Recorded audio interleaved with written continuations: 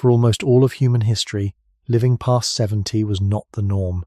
It was an anomaly. The body you carry today was shaped in environments where few people ever reached what we now call old age. Natural selection favored survival long enough to reproduce, to protect children, to support a small group. It did not require decades beyond that.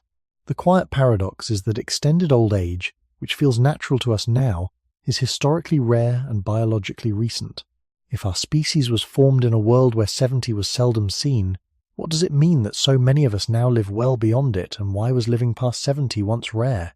When people hear that in prehistoric times the average life expectancy was around 30 or 40 years, it sounds as if almost no one grew old.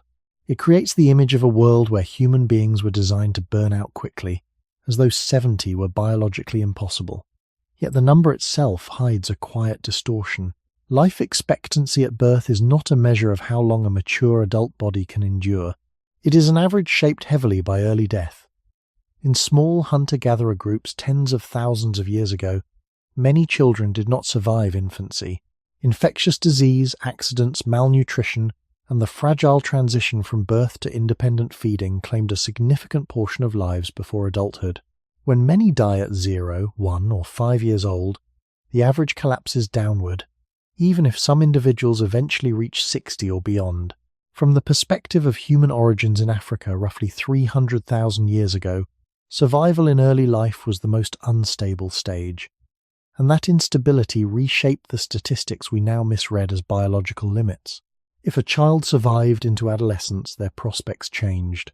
Skeletal remains from Upper Paleolithic sites in Europe and earlier Middle Stone Age sites in Africa show individuals with fully fused bones, healed fractures, and significant tooth wear, indicating that some adults lived decades beyond reproductive maturity.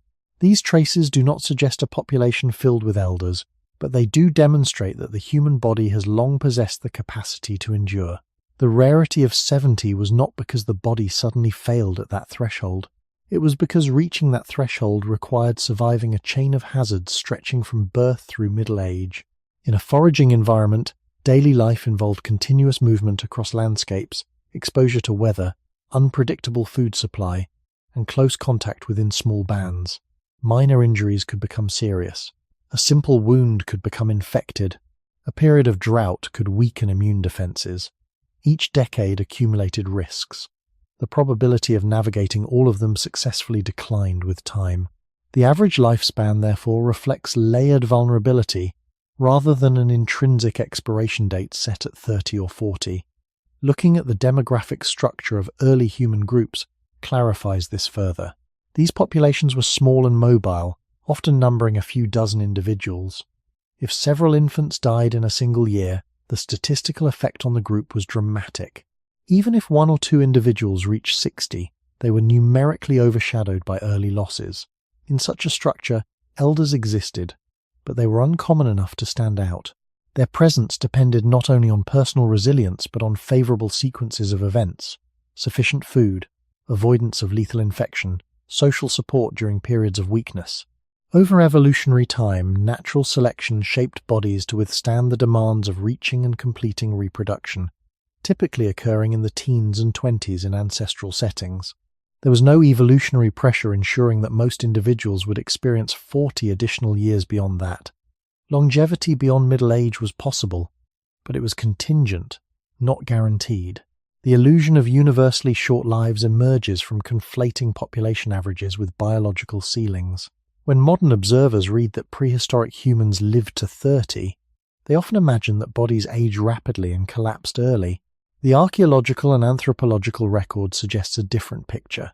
A species capable of aging, yet living within conditions that made prolonged survival statistically rare. 70 was not a biological impossibility. It was a demographic exception shaped by early mortality, environmental strain, and cumulative risk. To understand why living past 70 was once rare, we must first separate what the numbers mean from what the human body was actually capable of enduring. If we move from averages to lived experience, the picture becomes quieter and more precise. In small foraging communities, survival was uneven across the lifespan. The first years of life were the most fragile. Infants depended entirely on maternal health, stable nutrition, and protection from infection. Breastfeeding patterns, spacing between births, and seasonal food availability all influenced whether a child would pass beyond the vulnerable early window. In ancestral Africa, where Homo sapiens first emerged, fluctuating climates during the late Pleistocene created alternating periods of abundance and scarcity. A drought lasting several seasons could reduce body fat in mothers, weaken infants, and increase mortality. When several infants died within a short span, the statistical average of the group's lifespan dropped sharply, even though the biology of adults had not changed. This pattern is visible not only in anthropological modelling but also in skeletal distributions from prehistoric burial sites, where a high proportion of remains belong to juveniles. Once an individual crossed into adolescence, the curve of risk altered. Puberty signalled entry into reproductive potential, and from an evolutionary standpoint, reaching this stage meant that much of natural selection's primary demand had been met. Adult bodies, shaped over hundreds of thousands of years, were robust in many respects. Long bones thickened under constant walking, teeth adapted to coarse diets, though at the cost of heavy wear. Immune systems, trained through early exposure, could resist many common pathogens, yet resilience did not eliminate hazard. Hunting large animals involved danger. Gathering plant foods required extensive travel. Falls, animal attacks, and untreated infections accumulated as background threats. Each year survived added another layer of exposure. In demographic terms, the survival curve of early humans likely resembled what researchers call a high mortality profile at the beginning of life, followed by a more stable adult phase, and then gradual attrition. This does not imply that elders were absent. Ethnographic studies of recent hunter-gatherer societies, used cautiously as analogues, show that individuals in their 60s can and do exist, contributing knowledge, childcare, and social cohesion. Archaeological skeletons with advanced joint degeneration and severe tooth wear confirm similar possibilities in deep prehistory. The key difference lies in proportion. In a group of 30 individuals, if 2 people reached 60, they represented a visible minority. Reaching 70 required surviving not only infancy and adolescence, but also decades of cumulative environmental strain without the buffering systems modern societies provide. There were no antibiotics to halt bacterial infections, no surgical interventions to repair internal damage, no reliable food storage to smooth out multi-year shortages. A minor dental abscess could spread. A broken bone that healed poorly could limit mobility and reduce access to food. The longer one lived, the more chances there were for something irreversible to occur. From the perspective of human origins, this means that longevity was a statistical achievement rather than a baseline expectation. The body was capable of aging. The environment filtered who would reach advanced age. When we interpret prehistoric life expectancy figures, we are looking at the outcome of many small probabilities multiplied across decades. Living past 70 required surviving childhood vulnerability, reproductive risk, injury, infection, and ecological fluctuation. The rarity of such survival does not suggest that ancient humans were biologically programmed to stop at 40. It reflects the compounded uncertainty built into early human environments. Understanding this layered risk brings us closer to the central question. 70 was rare not because the species lacked the capacity for old age, but because the pathway to it was narrow and easily disrupted. Another distortion appears when modern minds imagine the past through present expectations. Today, reaching 70 often feels ordinary because entire societies are structured around the assumption that most people will grow old. Retirement systems, long-term medical care, multi-generational households, and public health infrastructure all rest on that expectation. In early human communities, nothing in the social structure assumed that most individuals would live for 7 decades. Small bands moved frequently across landscapes shaped by climate shifts during the Pleistocene. Shelter was temporary. Food storage was limited. Population size remained low, often only a few dozen individuals linked by kinship. In such settings, the demographic balance was naturally weighted toward youth. Many children, fewer mature adults, and very few elders formed the typical pattern. This was not because old age was biologically impossible, but because maintaining large numbers of elderly individuals required stability that early environments rarely provided. From an archaeological perspective, Burial sites reinforce this imbalance. In many prehistoric cemeteries, the distribution of ages skews heavily toward infants and young adults. Some skeletons show clear signs of advanced age, severe osteoarthritis, collapsed vertebrae, extensive tooth wear down to the gum line. These remains confirm that aging bodies existed.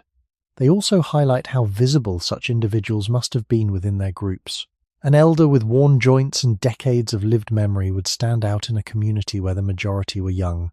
Reaching 60 or 70 meant having navigated countless environmental hazards over time. Each decade added exposure to pathogens carried by water or animals, to injuries from hunting or travel, to nutritional stress during seasonal shortages. The longer the lifespan, the more opportunities for cumulative damage. Early human bodies were not designed to avoid wear. They were designed to endure enough wear to reproduce and raise offspring. Evolution operates through differential survival and reproduction, not through guarantees of comfort in advanced age. Traits that ensured success in youth and early adulthood were strongly selected. Traits that would only matter at 70 were less visible to natural selection, simply because fewer individuals survived that long. This subtle imbalance shaped the species. The body retained the capacity to age gradually, but there was no evolutionary demand for the majority to experience decades beyond reproductive years. Social support may have extended some lives. Evidence of healed injuries suggests that groups cared for wounded members. The so-called grandmother hypothesis proposes that post-reproductive women contributed to offspring survival by assisting with childcare and food gathering. Even so, such contributions occurred within fragile ecological systems. A harsh winter, a prolonged drought, or an epidemic could rapidly reduce the number of older adults. In this context, living past 70 required not only personal resilience, but also a chain of favorable environmental conditions sustained across many years. The illusion that ancient humans died young dissolves into a more nuanced reality. Many died early, some lived into later adulthood, and very few crossed into what we now define as old age. 70 was rare because the demographic structure, environmental instability, and evolutionary priorities of our species did not make it common. Recognizing this prepares us to look beyond averages and toward the deeper biological and environmental forces that shaped how long human lives could extend. To understand why living past 70 was once rare, it is necessary to look closely at how early human populations were structured. In small hunter-gatherer bands, the shape of the population did not resemble the balanced age distribution common in many modern societies. Instead, it formed something closer to a steep pyramid. At the base were many children, because high birth rates were essential to compensate for high mortality. Above them were fewer adolescents and young adults. At the top were very few individuals who had reached advanced age. This pattern was not unique to one region. Evidence from ethnographic records of recent foraging groups, along with demographic modelling based on archaeological data, suggests that such pyramidal structures were common throughout much of human prehistory. The key factor shaping this structure was infant and child mortality. In environments without modern sanitation, antibiotics, or consistent food supply, the first years of life were precarious.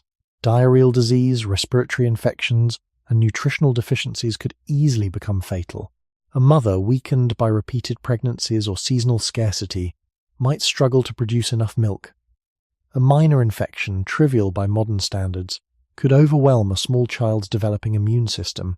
When a significant portion of children died before reaching 5 years old, the statistical weight of those losses compressed the average lifespan of the entire group. This compression did not reflect the limits of adult biology. It reflected the vulnerability of early life. In the landscapes where Homo sapiens first evolved, survival depended on constant adaptation to shifting climates and resources. During glacial cycles of the Pleistocene, rainfall patterns fluctuated, grasslands expanded and contracted, and animal migrations changed course. These environmental oscillations shaped not only where groups could travel, but also how reliably they could feed their young. A year of abundant game and edible plants might be followed by a season of scarcity. Infants and toddlers, whose caloric needs were high relative to body size, were especially sensitive to these changes. Each fluctuation increased the risk that a cohort of children would not survive. Over time, This recurring pattern produced populations heavily weighted toward the young, with comparatively few individuals reaching late adulthood. If a community of 30 people lost several infants in 1 year, the demographic impact was immediate and profound. Even if 2 or 3 adults lived into their 60s, they remained outnumbered by younger members. The rarity of 70, therefore, begins not with the elderly themselves, but with the statistical imprint of early death. Life expectancy at birth in many pre-industrial societies is estimated to have ranged between 25 and 40 years. Yet when researchers calculate life expectancy conditional on surviving childhood, the numbers rise significantly. An individual who reached 15 or 20 could reasonably expect additional decades of life, though not with certainty. The narrowing of survival probabilities over time meant that each subsequent decade filtered the population further. By the time one approached 60, the number of survivors was already small. Crossing into 70 required passing through every previous filter without catastrophic interruption. Seen from this angle, the demographic pyramid of early humans explains why living past 70 was uncommon. It was not that the species lacked the capacity for aging. It was that the foundation of the population was repeatedly thinned at its base, reshaping the entire age structure. The rarity of advanced age was a reflection of cumulative mortality layered across generations. When we look deeper into the demographic structure of early human groups, the pyramid shape becomes more than a simple statistic. It reflects how risk was distributed unevenly across the lifespan. In small-scale societies, births were frequent because survival was uncertain. A woman might bear many children over her reproductive years, not because populations were large, but because many of those children would not reach adulthood. High fertility was a response to high mortality. This pattern has been observed in both archaeological reconstructions and historical records from pre-industrial societies. The structure it produced was inherently youthful. Even if a few individuals lived into their 60s, they were numerically overshadowed by the constant presence of children and adolescents. From the standpoint of human origins, this imbalance was embedded early in our species' story. Homo sapiens evolved in environments where infectious agents circulated without medical containment. Water sources were shared with animals. Waste was not separated from living space in a systematic way. Pathogens that are now manageable through vaccination or antibiotics once spread unchecked. Young immune systems, still developing their defenses, were particularly vulnerable. Each outbreak of disease thinned the youngest layers of the population. In demographic terms, this repeated thinning meant that the base of the pyramid was always being reshaped. A cohort of 20 newborns might shrink dramatically within the first few years of life. Those who survived childhood had already passed through a significant biological filter. Yet survival beyond childhood did not erase earlier losses from the average lifespan calculation. The statistical imprint of early mortality followed every generation.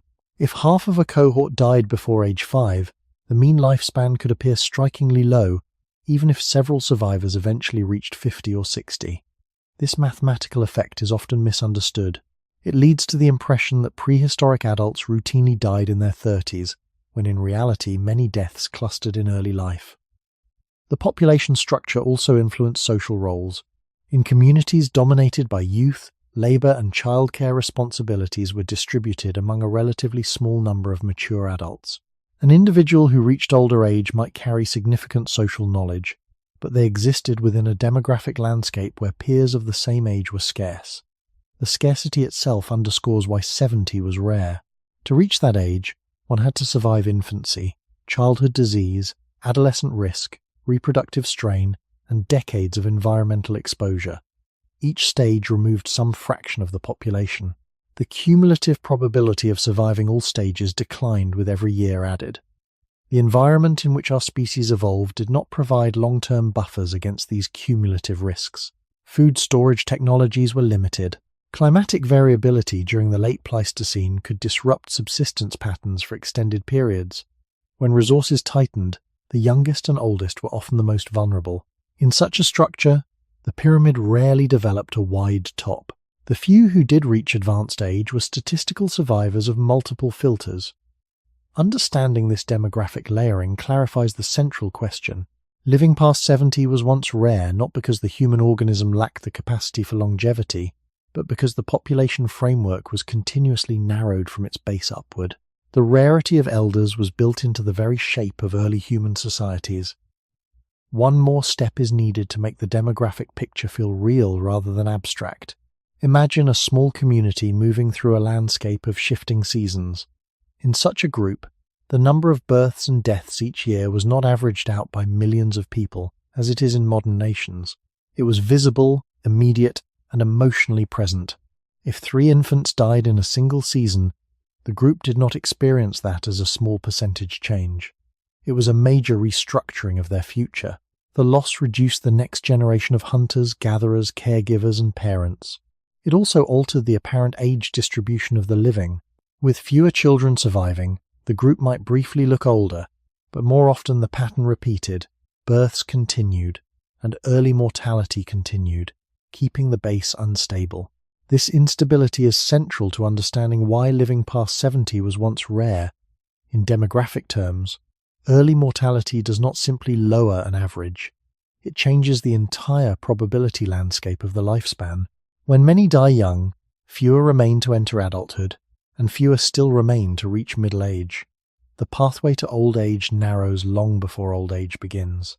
Even if the adult body is capable of living long, the number of individuals who get the chance to test that capacity is reduced by early filtering.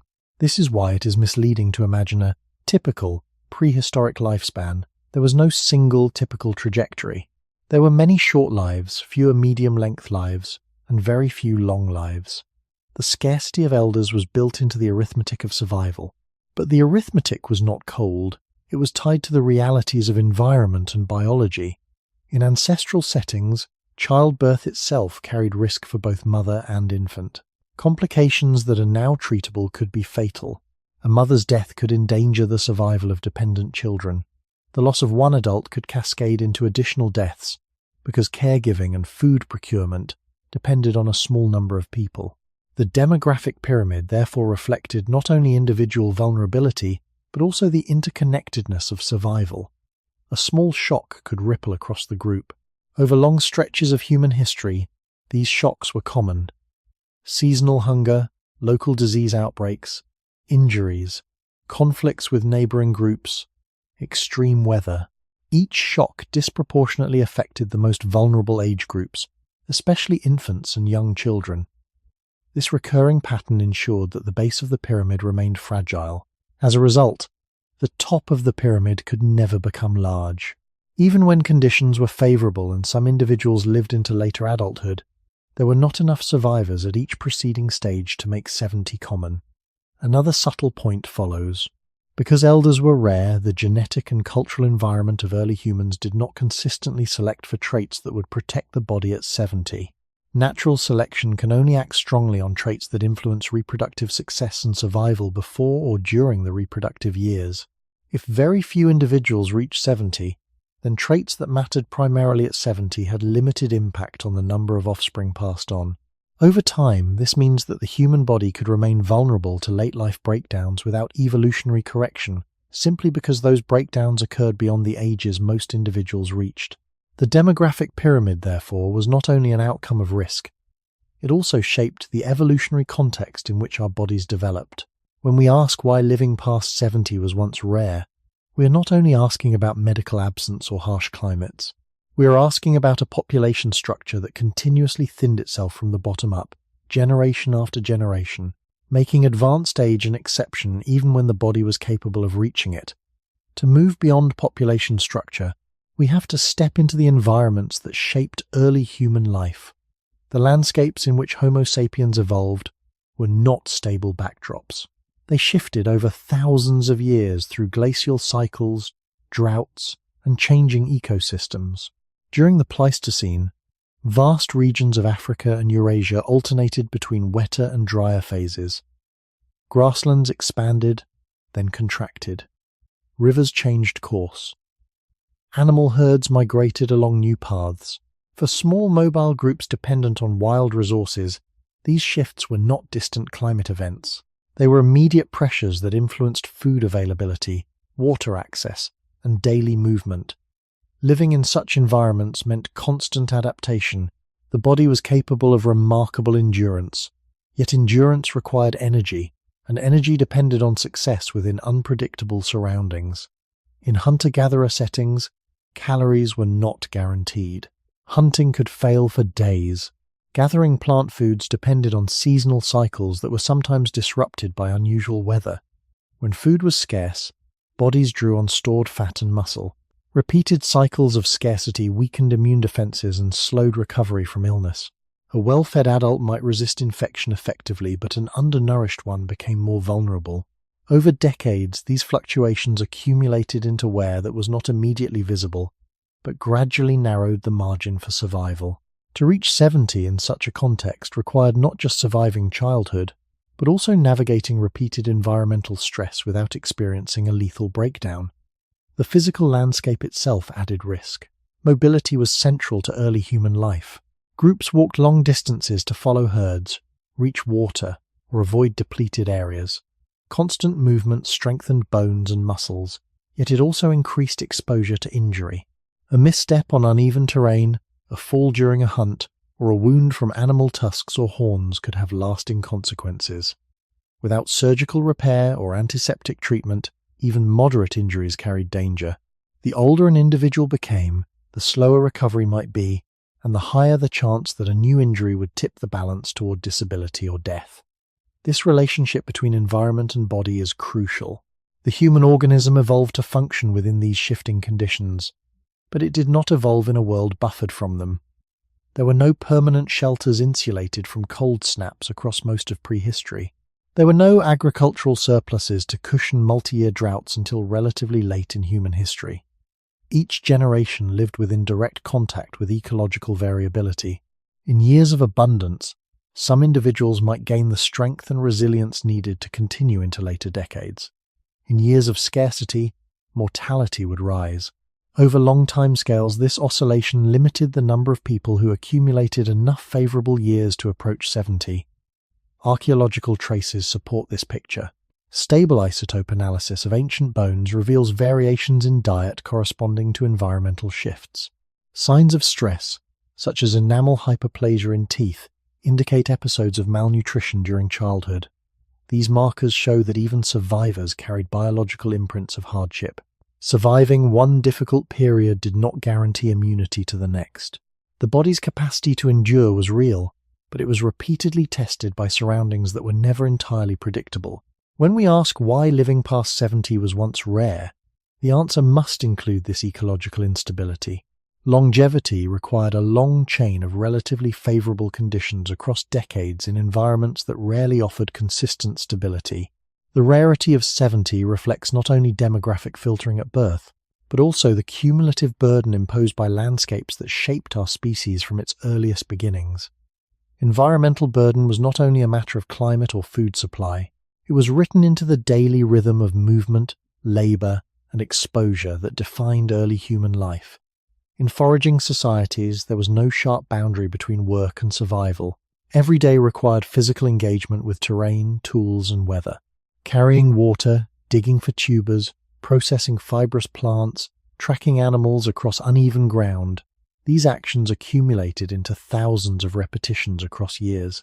Muscles strengthened through use, yet joints absorbed continuous impact. Knees, hips, and lower backs bore weight under conditions that offered no ergonomic protection. Archaeological skeletons from late Stone Age and Upper Paleolithic contexts often display pronounced degenerative changes in weight-bearing joints. These changes do not necessarily signal early death, but they reveal a lifetime of mechanical stress. The longer a person lived, the more visible that stress became.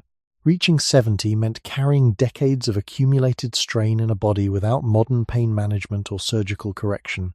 Exposure extended beyond physical labor. Early humans lived in close contact with natural elements. Rain, wind, cold nights, and intense sunlight were regular companions. Clothing technologies improved over time, yet insulation and protection were limited compared to modern standards. Repeated exposure to cold could exacerbate respiratory infections. Chronic exposure to smoke from indoor fires, used for cooking and warmth, likely contributed to lung irritation. Evidence from ancient hearth sites suggests that smoke-filled shelters were common, Fine particles inhaled over decades may have affected respiratory health, particularly in older individuals whose tissues had already endured cumulative stress. Each environmental factor added a small probability of harm. Individually, these probabilities might be manageable. Over decades, they multiplied. Diet also played a role in environmental burden. Foraging diets were diverse and often nutritionally rich, but they were not constant. Seasonal fluctuations meant that macronutrient balance could vary. Periods of protein abundance from successful hunts might alternate, with times dominated by plant carbohydrates. Micronutrient deficiencies could occur when certain foods were unavailable. Stable isotope analysis and dental microwear studies reveal variability in ancient diets, reflecting adaptation to local ecosystems. This variability required metabolic flexibility. The human body evolved mechanisms to store energy efficiently during times of plenty, a trait advantageous in unpredictable environments. Yet efficient energy storage can also predispose individuals to metabolic strain later in life when food is abundant and physical activity declines. In prehistoric contexts, however, constant activity meant that stored energy was regularly used. The environmental burden lay less in excess and more in fluctuation. A body weakened by successive lean seasons might be less able to withstand infection or injury in later years.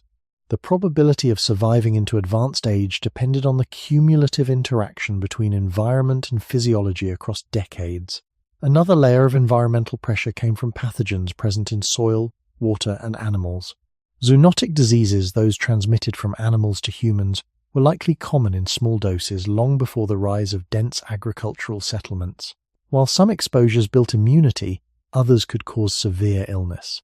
Without antimicrobial treatments, recovery depended entirely on the immune response and overall health status. Each illness carried the possibility of long-term consequences. Surviving one infection did not erase its physiological cost. As decades passed, the accumulation of such costs reduced resilience. Living past 70 required that the body endure this continuous dialogue with environment without a fatal interruption. The rarity of such endurance reflects the reality that early human life was embedded within ecological systems that impose subtle but relentless strain. There is another dimension to environmental burden that is less visible, but equally decisive: time itself. Living within fluctuating ecosystems meant that no single year determined longevity. Instead, survival depended on sequences of years. A person might endure one harsh drought and recover. They might survive a respiratory infection in middle age and regain strength. Yet to reach 70, they needed not just one favorable recovery, but dozens of them. Each decade introduced new exposure to climatic variation, injury, nutritional stress, and infectious risk. The environment did not test the body once. It tested it repeatedly, across seasons that never stopped turning. In Pleistocene Africa, where our species first consolidated its behavioral and anatomical traits, rainfall patterns shifted over long cycles. Lakes expanded and then shrank. Grasslands alternated with woodland. These transitions influenced the availability of game animals and edible plants. For mobile bands, adaptation required constant relocation. Relocation required energy. Energy required successful foraging. The chain was continuous. A few consecutive poor seasons could weaken a group's overall health. Individuals already carrying the marks of age joint wear, reduced muscle mass, slower healing would be particularly vulnerable during these intervals. The older one became, the narrower the margin between resilience and collapse. Environmental pressure also shaped social organization. Cooperation allowed groups to buffer risk through shared food and collective care. Evidence of healed fractures in ancient skeletons suggests that injured individuals were supported long enough to recover. This capacity for care may have extended some lives beyond what solitary survival would allow. Even so, care itself depended on resource stability. If food was scarce, group members faced difficult trade-offs. The youngest required feeding to secure the future. The most physically capable adults were essential for immediate procurement.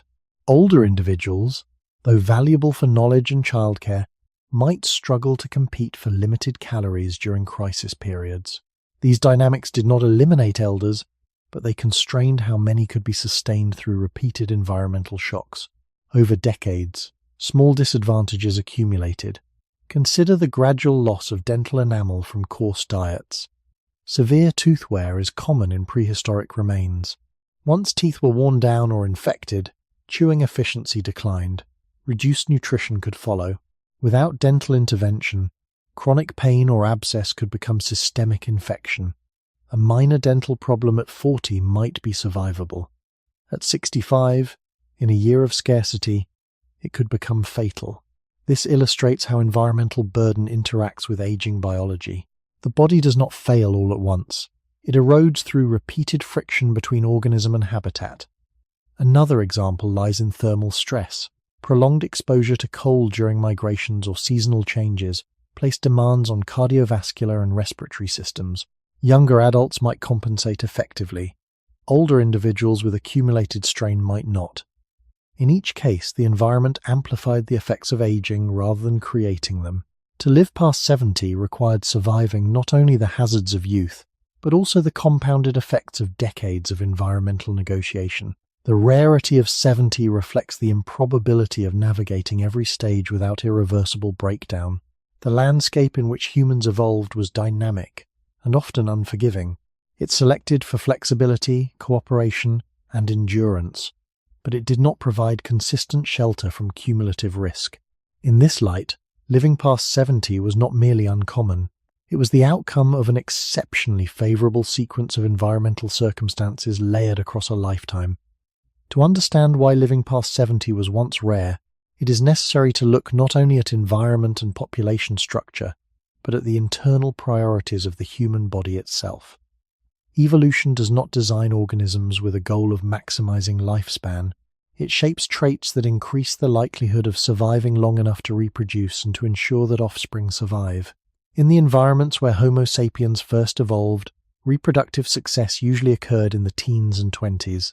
By the time an individual had produced and helped raise children to relative independence, much of the evolutionary task had been completed. Natural selection, therefore, acted most strongly on traits that supported early survival, fertility, and caregiving during those crucial decades. Traits that would matter primarily at 70 exerted far less influence on the number of genes passed to the next generation, simply because very few individuals reached that age. This principle helps explain a quiet imbalance in human biology. The body is remarkably robust in early adulthood. Muscle mass peaks, bone density is high, immune responses are generally strong. Hormonal systems support reproduction and physical activity, yet many of these systems gradually decline after reproductive years. Bone remodeling slows, muscle fibers are lost, the immune system becomes less efficient at distinguishing threats from harmless signals. Blood vessels stiffen over time. These changes are not sudden failures, they are gradual shifts that, in modern contexts, can extend over decades. In ancestral environments, however, each small decline interacted with external pressures. A slight reduction in immune efficiency could make an infection more dangerous. A modest loss of muscle strength could increase the risk of injury during travel or hunting.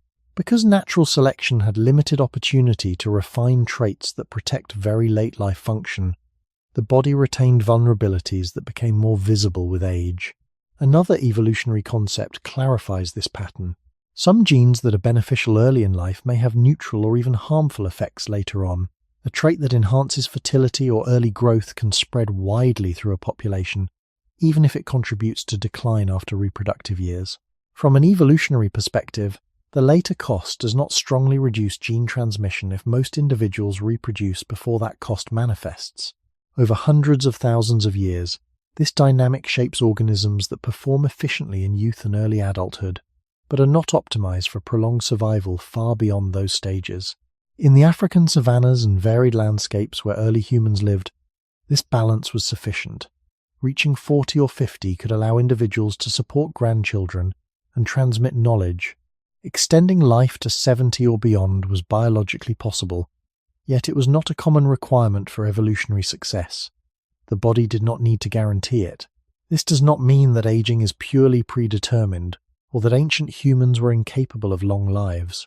Skeletal remains with evidence of advanced age confirm that some individuals lived well beyond midlife. It does mean that the human organism evolved under conditions where survival past 70 was statistically rare. The physiological systems we carry today were shaped in that context. When combined with environmental stress and high early mortality, the biological emphasis on early life performance helps explain why 70 was once exceptional. Longevity beyond that point depended not only on resilience and luck, but also on navigating a body whose evolutionary priorities were never centered on prolonged old age. The internal design of the human body reveals another layer of why living past 70 was once rare. Aging is not a single event. It is the gradual accumulation of molecular and cellular changes that unfold over decades. Cells divide, repair DNA, replace damaged proteins, and respond to inflammation. These processes are efficient in youth, when energy resources and hormonal signals prioritize growth and reproduction. Over time, however, repair systems become less precise. Small errors accumulate. Proteins misfold more often. Cells enter states of reduced function known as senescence. None of these changes is catastrophic in isolation. They are incremental. In a modern setting with medical intervention and nutritional stability, many people can live with these gradual shifts for decades. In ancestral environments, each incremental decline interacted with external stressors that amplified its impact. Consider the immune system. In early adulthood, immune responses are typically strong and adaptable. As decades pass, the immune system undergoes a process sometimes described as immunosenescence. The body becomes less effective at mounting responses to new infections and may also sustain chronic low-level inflammation. In a world without antibiotics, vaccines, or sterile surgical techniques, even a modest reduction in immune efficiency could alter survival odds. An infection that a 30-year-old body could clear might overwhelm a 65-year-old body already carrying cumulative stress. The same principle applies to the cardiovascular system. Blood vessels gradually lose elasticity. Arterial walls can thicken. These changes increase the workload on the heart. In a physically demanding environment with limited caloric reserves, reduced cardiovascular efficiency could make recovery from exertion slower and more fragile. The body's ability to compensate diminishes with age, not because it suddenly fails, but because its margin for error narrows. Evolution did not eliminate these late-life vulnerabilities because they exerted limited influence on reproductive success in ancestral contexts. Musculoskeletal aging provides another example. Bone density peaks in early adulthood and gradually declines thereafter. Microfractures accumulate. Cartilage thins. In populations where mobility was constant and essential, joint degradation had tangible consequences. A slight instability in the knee or hip might reduce hunting effectiveness or the ability to travel long distances. Reduced mobility could, in turn, limit access to food, increasing vulnerability to malnutrition. This interplay between biological aging and environmental demand shaped survival probabilities. It was not necessary for the body to maintain peak structural integrity into the 8th decade of life for genes to persist across generations. Cognitive aging also reflects evolutionary priorities. While human brains remain adaptable well into later life, certain processing speeds and memory functions tend to decline gradually. In small foraging groups, elders often held valuable knowledge about landscapes, seasons, and social ties. That knowledge could support group survival. However, the evolutionary pressure to maintain sharp cognitive function at 70 would have been limited if only a small fraction of individuals reached that age. The body and brain evolved under demographic conditions where late-life maintenance was not universally required. When all these processes, immune decline, vascular stiffening, musculoskeletal wear, cellular accumulation of damage are viewed together, a pattern emerges. Aging biology did not need to be optimized for universal survival past 70 in early human environments. It needed to function well enough to support reproduction and early caregiving. Living beyond that threshold required navigating a body whose repair systems were gradually losing precision within landscapes that offered no protection from accumulating strain. The rarity of 70, therefore, reflects both environmental burden and the internal architecture of aging itself. There is a final aspect of evolutionary design that clarifies why living past 70 was once rare. The human lifespan unfolds across stages that are biologically distinct: growth, reproduction, and post-reproductive years. Growth demands rapid cell division, high metabolic activity, and strong hormonal signaling. Reproduction requires sustained fertility, energy allocation to offspring, and social cooperation. Post-reproductive life, particularly decades beyond menopause or declining male fertility, occupies a different evolutionary position.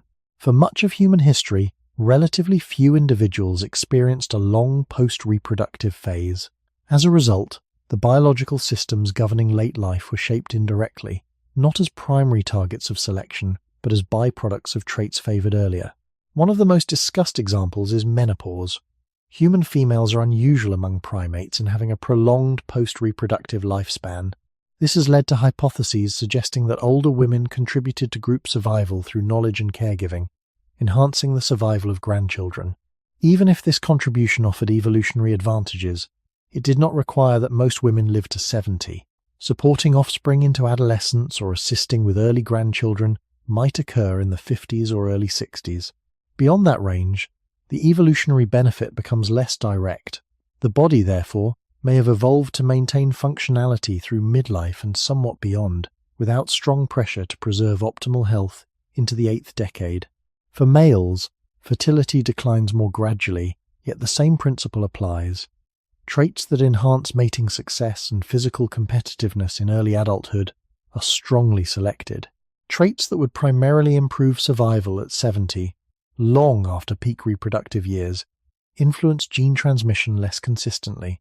This asymmetry shapes the maintenance of tissues and organs. Repair mechanisms remain active throughout life, but they are not infinitely robust. Telomeres shorten with cell division. Mitochondrial function gradually declines. Accumulated oxidative stress affects proteins and DNA. These processes unfold slowly, often without immediate consequence. In a modern environment with medical care, individuals can live for many years while managing the gradual effects of these changes. In ancestral settings, where environmental hazards were constant, the gradual decline intersected with external risks. A 65-year-old with slightly reduced mitochondrial efficiency might fatigue more quickly during foraging. Slower recovery after illness could extend vulnerability. The evolutionary system did not need to eliminate these late-life fragilities to ensure species survival. Most reproduction had already occurred. Another concept, sometimes called the disposable soma theory, proposes that organisms allocate energy between reproduction and bodily maintenance. In environments where resources are limited, investing heavily in early reproduction may come at the cost of long-term cellular repair. This trade-off does not imply intentional sacrifice. It reflects energy constraints shaped over deep time. For early humans living in fluctuating ecosystems, allocating resources to growth and fertility in youth increased the chance of passing on genes. Allocating equal resources to preserving cellular perfection into old age may not have offered comparable returns. Over many generations, such trade-offs accumulate into biological patterns. The result is a species capable of living into advanced age, but not evolutionarily tuned to guarantee it for the majority. When these internal trade-offs are combined with demographic filtering and environmental burden, the rarity of 70 becomes less mysterious. The human body was not built to fail at 40, nor was it engineered to ensure universal longevity beyond 70. It was shaped to navigate the reproductive core of life within unstable conditions. Living past 70 required a convergence of favorable biology, favorable environment, and sheer continuity of survival across decades. Even if an individual passed through infancy, endured environmental fluctuation, and carried a body shaped primarily for early life performance, another persistent filter remained: injury and infection. In prehistoric settings, small physical disruptions could have consequences far greater than their modern equivalents. A deep cut from a stone tool, a puncture wound from an animal tusk, or a broken limb from a fall were not isolated events. They were potential turning points. Without antiseptic techniques, antibiotics, or surgical stabilization, the body relied entirely on its innate repair systems. In youth, those systems were typically strong. In later decades, they operated within narrower margins. The risk was cumulative. The longer one lived, the more opportunities there were for a seemingly minor event to become fatal. Archaeological evidence offers quiet testimony to both resilience and fragility. Many ancient skeletons show healed fractures, indicating that injured individuals were supported long enough for bone to mend. This suggests cooperation and care within early human groups. Yet other remains show signs of trauma that likely contributed to death. Cranial injuries, embedded projectile points, and unhealed fractures reveal that violence and accidents were real aspects of life. Hunting large game required proximity to powerful animals. Climbing rocky terrain in pursuit of prey increased the chance of falls. Even gathering activities exposed individuals to sharp tools and unpredictable ground. Over decades, the statistical likelihood of serious injury rose. Reaching 70 meant not only avoiding fatal trauma in youth, but also avoiding cumulative injuries that reduced mobility or immunity later in life. Infection amplified these risks. Before the development of agriculture and dense urban settlements, epidemic disease on the scale seen in later history was less common. Even so, localized infections were frequent. Soil and animal contact exposed early humans to bacteria capable of entering through small wounds. Dental infections were particularly consequential. Archaeological specimens often display severe tooth wear, cavities, and abscesses. An untreated abscess could spread bacteria into the bloodstream, leading to systemic infection. In a body already weakened by age or nutritional stress, such infections could become overwhelming. The absence of antimicrobial treatment meant that survival depended on immune competence and overall strength. As immune efficiency gradually declined with age, the balance shifted. Another source of vulnerability lay in childbirth and caregiving. For women, repeated pregnancies carried risk of hemorrhage and infection. Surviving these events into middle age was itself an achievement. For men and women alike, caregiving involved close contact with sick individuals, increasing exposure to pathogens. In small bands, isolation from illness was difficult. If one member developed a contagious condition, others were likely exposed. Younger adults might recover. Older adults, with accumulated physiological wear, might not. Each episode of infection left potential residual damage. Surviving one did not erase the cost of inflammation or tissue strain. Over many years, such episodes narrowed resilience. Injury and infection functioned as recurring filters layered atop demographic and environmental pressures. The body was capable of remarkable healing, especially when supported by social care. Yet it was not shielded from microbial worlds or mechanical hazards. To live past 70 required navigating decades of physical exposure without encountering a single injury or infection severe enough to end life. Given the number of opportunities for such events, rarity becomes understandable. The path to advanced age passed repeatedly through moments where survival hinged on the body's ability to repair itself under conditions far harsher than those most people experience today. Injury and infection did not operate as isolated events. They interacted with age in ways that gradually reshaped the probability of survival. A 20-year-old with a deep cut might recover quickly, forming scar tissue that restores function. A 65-year-old with the same wound would rely on slower cell division, reduced collagen production, and a less responsive immune system. Healing might still occur, but the margin for complication was thinner. In ancestral environments where daily survival required physical competence, even partial recovery could have long-term consequences. A stiffened joint after an improperly healed fracture could reduce walking speed. Reduced speed could limit participation in hunting or gathering. Limited participation could decrease caloric intake. The cascade from minor injury to systemic vulnerability was subtle but real. Archaeological findings illustrate this interplay. Some skeletons show evidence of severe degenerative joint disease alongside healed trauma. These individuals lived long enough for both injury and chronic wear to accumulate. Their survival suggests social support, yet the physical record also reveals how demanding life was on the body. A hip joint worn down by decades of walking across uneven terrain would already compromise mobility. Add a poorly healed fracture, and the combined effect could become disabling. In a small group where mobility was essential for following seasonal resources, reduced mobility increased dependence on others. Dependence was not necessarily fatal, but it required surplus resources and cooperative willingness. During times of scarcity, sustaining less mobile individuals became more difficult. Infection layered another dimension onto this vulnerability. Consider the role of chronic inflammation. Repeated infections throughout life stimulate immune responses that, over decades, can leave residual tissue damage. In modern medicine, chronic inflammatory processes are linked to cardiovascular disease and other age-related conditions. In prehistoric contexts, repeated inflammatory episodes might have weakened vascular integrity or organ function long before 70.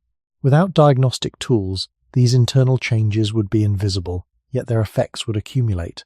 A body that had survived many infections in youth might carry unseen costs that increased fragility later. Respiratory illness offers a clear example. Living in smoke-filled shelters, especially in colder climates where fires burned indoors, likely exposed early humans to persistent inhalation of particulate matter. Younger lungs might compensate. Over decades, however, cumulative exposure could reduce pulmonary capacity. Reduced lung function would make recovery from pneumonia or other infections more difficult. The older the individual, the narrower the respiratory reserve. A single severe illness could overwhelm diminished capacity. Another factor lies in parasitic burden. Intestinal parasites and other chronic infections were common in environments without modern sanitation. While many infections were survivable, chronic parasitism could impair nutrient absorption. In youth, robust metabolism might compensate. In later decades, marginal nutrient absorption could exacerbate frailty. Over time, the combination of injury, infection, inflammation, and reduced repair capacity created a layered vulnerability. Each element alone might not be decisive. Together, they narrowed the path to 70. Reaching advanced age required not only avoiding catastrophic trauma, but also surviving the cumulative biological costs of decades of exposure. The rarity of 70 reflects the improbability of navigating this long sequence without irreversible disruption. In early human contexts, the body's capacity to heal was strong, but it was repeatedly tested under conditions that offered no sustained protection from microbial or mechanical threat. There is a final layer to consider in the relationship between injury, infection, and advanced age. Survival was not determined only by the severity of a wound or the virulence of a pathogen. It was shaped by timing. A moderate injury at 20 might be inconvenient. The same injury at 68, following years of accumulated physiological strain, could tip a delicate balance. Aging does not simply weaken the body in a uniform way. It reduces redundancy. Younger organisms often possess overlapping systems capable of compensating when one pathway falters. With age, that redundancy narrows. Cardiovascular reserve declines. Immune responsiveness slows. Muscles lose mass. When injury or infection strikes late in life, the body has fewer buffers available. In ancestral environments, this narrowing could transform survivable events into fatal ones. Consider a scenario involving a fractured rib. In a young adult, the fracture might heal within weeks, provided infection does not set in. Pain would limit movement temporarily, but respiratory capacity would likely remain sufficient. In an older individual with reduced bone density and diminished pulmonary reserve, the same fracture could impair breathing enough to increase susceptibility to pneumonia. Without antibiotics or respiratory support, pneumonia often became life-threatening. The fracture itself was not necessarily lethal. The interaction between aging physiology and secondary infection was. These layered interactions help explain why advanced age remained rare, even when some individuals clearly survived into later decades. Archaeological evidence reveals healed trauma in skeletons interpreted as older adults. It also reveals that many individuals did not survive similar events. The distribution of skeletal trauma across age categories suggests that risk exposure persisted throughout life. Yet the consequences of similar injuries likely differed by age. The longer one lived, the more cumulative wear had already narrowed recovery margins. Timing also mattered in the context of seasonal cycles. An infection contracted during a season of food abundance might be survivable with rest and nutritional support. The same infection during a period of scarcity could become fatal. Older individuals, already carrying less physiological reserve, were especially sensitive to such timing. A harsh winter or drought could convert chronic vulnerability into mortality. The rarity of 70 was therefore not only about exposure to injury or infection, it was about surviving each encounter at the right moment in the right condition. Social context added complexity. Caregiving could extend survival beyond what biology alone might permit. Evidence of long-healed severe injuries implies sustained assistance from others. Yet social support itself was constrained by environmental conditions. During resource abundance, groups could invest energy in caring for injured elders. During scarcity, priorities shifted toward those most capable of securing food. This dynamic does not suggest abandonment as a rule, but it highlights how collective survival pressures influenced individual longevity. Living past 70 required navigating decades of physical hazard, microbial exposure, and fluctuating resource availability without encountering a single combination of injury, infection, and timing that overwhelmed diminished reserves. When these probabilities are layered across a lifetime, the rarity becomes less surprising. Advanced age was not impossible. It was statistically fragile. The path to 70 was shaped by countless moments in which the body needed to repair itself under demanding conditions. The fact that some individuals achieved it speaks to human resilience and cooperation. The fact that most did not reflects how narrow the margin for uninterrupted survival once was. If we want to move from theory to tangible traces, we must look at the physical record left behind in bone and burial. Archaeology does not provide complete demographic tables, but it offers fragments that allow reconstruction. Across sites in Africa, Europe, and parts of Asia dating from the Middle Stone Age through the Upper Paleolithic, skeletal remains reveal patterns of age distribution. Many burials belong to infants and young adults. Fewer represent individuals whose bones display the hallmarks of advanced aging. These hallmarks include severe osteoarthritis, vertebral compression, tooth loss with remodeled jawbone, and extensive dental wear exposing secondary dentin. Such features indicate not merely adulthood, but decades of mechanical and metabolic activity. The existence of these skeletons confirms that humans in deep prehistory could live long enough for aging processes to leave clear anatomical signatures. Yet their relative scarcity within burial samples reflects how uncommon such longevity was. Interpreting age from skeletal remains is complex. Soft tissues are absent. Age estimation relies on bone fusion, joint surface changes, and dental patterns. Even with uncertainty, broad trends emerge. In many prehistoric assemblages, the proportion of individuals estimated to be over 60 is small compared to those in younger categories.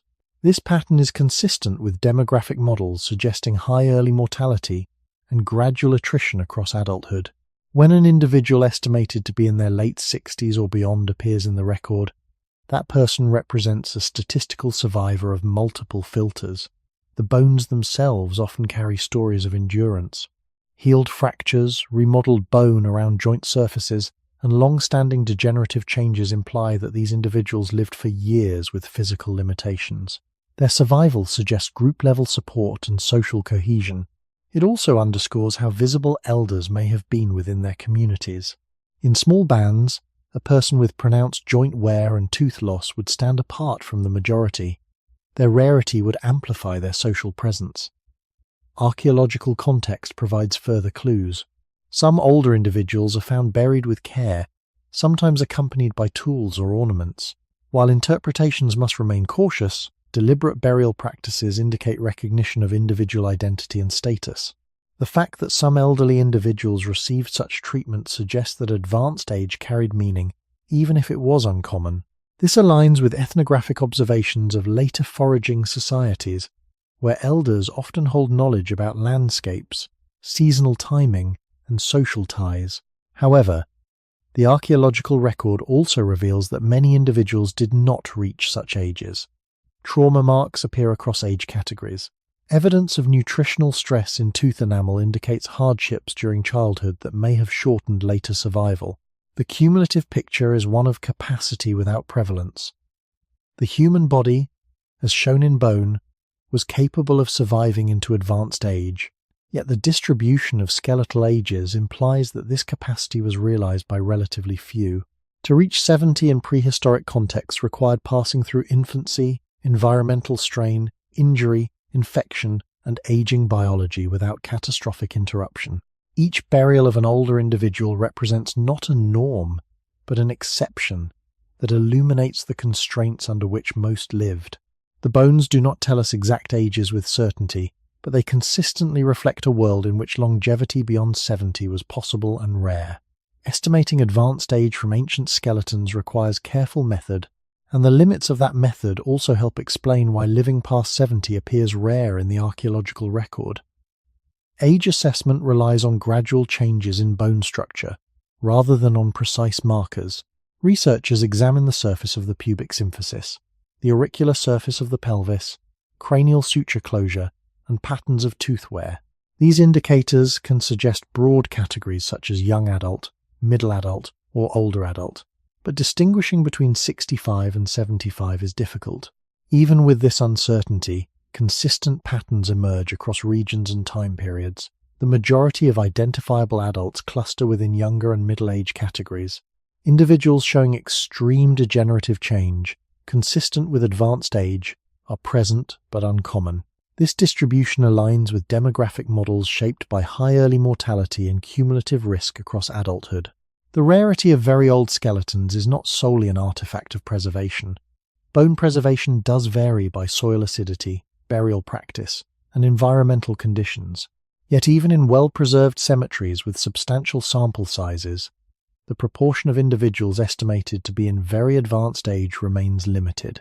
When skeletal assemblages from different continents display similar age structures, the convergence strengthens the interpretation that advanced longevity was genuinely rare rather than merely hidden by taphonomic loss. In early human history, burial itself was not universal. Some individuals may not have been interred in ways that preserved remains. Even so, the available evidence consistently shows a steep drop in numbers as age categories increase. Skeletal markers of aging also reveal how physically demanding life was. Severe osteoarthritis in the spine and knees indicates decades of load-bearing activity. Dental attrition that wears teeth flat suggests consumption of coarse, unprocessed foods over many years. In some cases, complete tooth loss is accompanied by remodeling of the jawbone, meaning the individual survived for years without teeth. Such survival implies social assistance in food preparation or allocation. These examples demonstrate that some individuals did reach what we would recognize as late adulthood. They also underscore that such cases were exceptional enough to stand out in the record. Another instructive feature is the frequency of healed trauma. Fractures that have remodeled show that individuals survived serious injury. Yet many skeletons also show trauma without evidence of healing, implying death soon after injury. The balance between healed and unhealed trauma provides indirect insight into survival probabilities. Younger adults often show healed injuries, suggesting greater recovery capacity. In older individuals, the same injuries may have been less likely to heal fully. When researchers combine skeletal age estimation with trauma analysis, a pattern appears. Survival into advanced age required both avoidance of fatal injury and sufficient resilience to recover repeatedly. From a broader historical perspective, the archaeological record spans tens of thousands of years before agriculture, sanitation, and medicine transformed mortality patterns. Across that immense span, the consistent presence of some older individuals alongside a much larger number of younger ones reinforces the central point. The human species has long possessed the biological capacity for aging into later decades. However, the proportion of individuals who realized that capacity was small. Bones preserved in Earth quietly record a demographic reality in which 70 was attainable but statistically uncommon, reflecting the layered pressures already traced through environment, biology, and risk. Beyond individual skeletons, the broader spatial and temporal distribution of archaeological sites offers another perspective on advanced age. Human remains recovered from different ecological zones, coastal regions, river valleys, savannas, and upland areas consistently show similar demographic patterns. While local conditions influence diet and mobility, the overall age structure of prehistoric populations tends to reflect a concentration of young individuals and a tapering number of older adults. This repetition across geography suggests that rarity of 70 was not tied to a single harsh climate or isolated cultural practice. It was embedded within the general human condition before large-scale societal buffering systems emerged. Temporal comparison reinforces this pattern. When researchers examine sites separated by tens of thousands of years, from early Middle Stone Age contexts in Africa to later Upper Paleolithic burials in Europe, they often find comparable age distributions. There are differences in burial customs and tool complexity, yet the demographic signal remains broadly similar. A small fraction of individuals show advanced degenerative change, while the majority cluster in earlier adulthood. This continuity across deep time indicates that longevity beyond 70 did not become common simply through incremental cultural innovation during the hunter-gatherer era. The constraints already described, early mortality, environmental fluctuation, injury, infection, and evolutionary trade-offs, continue to shape survival probabilities generation after generation. Another insight comes from the density of sites and the scale of settlements. For most of human prehistory, groups were small and dispersed. Population density was low. Even if a handful of individuals in each band reached older ages, the absolute number of elders across regions remained limited because total population size was modest. Estimates suggest that the global human population before the advent of agriculture was likely in the millions, not billions. Within such small global numbers, even a small percentage reaching 70 would translate into relatively few individuals. The demographic rarity was therefore magnified by the scale of humanity itself. Burial treatment of older individuals sometimes reveals subtle recognition of age. In certain sites, older adults appear to have been placed carefully, occasionally accompanied by objects. Interpretations vary, and caution is necessary to avoid projecting modern assumptions onto ancient practices. Nevertheless, the existence of deliberate burial for some older individuals suggests that advanced age was meaningful. It may have been associated with memory, experience, or spiritual roles. Meaning, however, does not imply prevalence. Something can be socially valued precisely because it is uncommon. The archaeological record does not provide exact counts of 70-year-olds. It does provide converging lines of evidence, indicating that such ages were exceptional outcomes rather than routine expectations. Across continents and millennia, the pattern repeats. Capacity for old age existed, but the pathway to it was narrow. As long as human life unfolded within small, mobile groups exposed directly to ecological uncertainty and lacking sustained medical intervention, the demographic profile remained steeply pyramidal. 70 marked the upper edge of survival rather than the center of expectation. The bones in the ground, distributed across landscapes and eras, quietly affirm that longevity beyond that threshold was part of human potential, yet seldom the common experience of the majority. If advanced age was rare, the presence of elders within early human groups becomes even more significant. In small foraging communities, individuals who survived into their 60s or beyond represented living archives of experience. They had witnessed environmental cycles, migration routes, and social alliances across decades.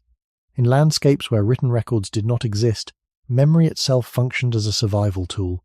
Knowledge of where water could be found during drought, which plants were safe after seasonal change, or which neighboring groups posed threat or opportunity could shape collective outcomes. The existence of older adults therefore carried potential adaptive value, even if their numbers were small. This recognition has led researchers to explore what is sometimes called the grandmother hypothesis.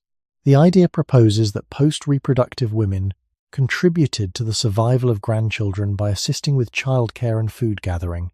By increasing the survival rates of related offspring, older women may have indirectly enhanced the transmission of shared genes. Ethnographic observations of some recent hunter-gatherer societies support the view that grandmothers can play important roles in provisioning and social stability.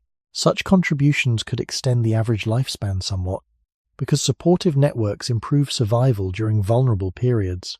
However, even if post-reproductive individuals provided measurable benefits, the demographic reality remains that not all individuals reach those ages.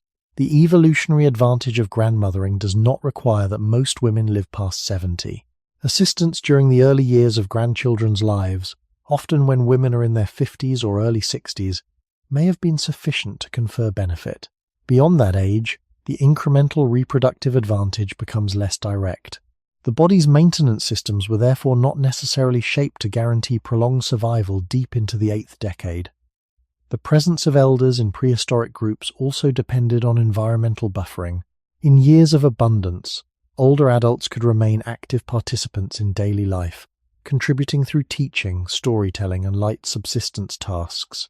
In years of scarcity, the burden of limited resources became more visible. Supporting individuals with reduced mobility or chronic pain required caloric surplus and social cohesion. The fact that some elders survived severe joint degeneration and tooth loss indicates that groups were capable of sustaining them.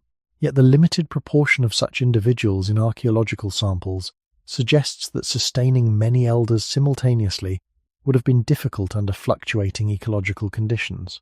From a population perspective, the social value of elders did not override the demographic filters already described. High infant mortality, cumulative environmental strain, injury, infection, and aging biology continued to narrow the number of individuals who could reach advanced age. The existence of social roles for elders shows that old age was meaningful, not that it was common.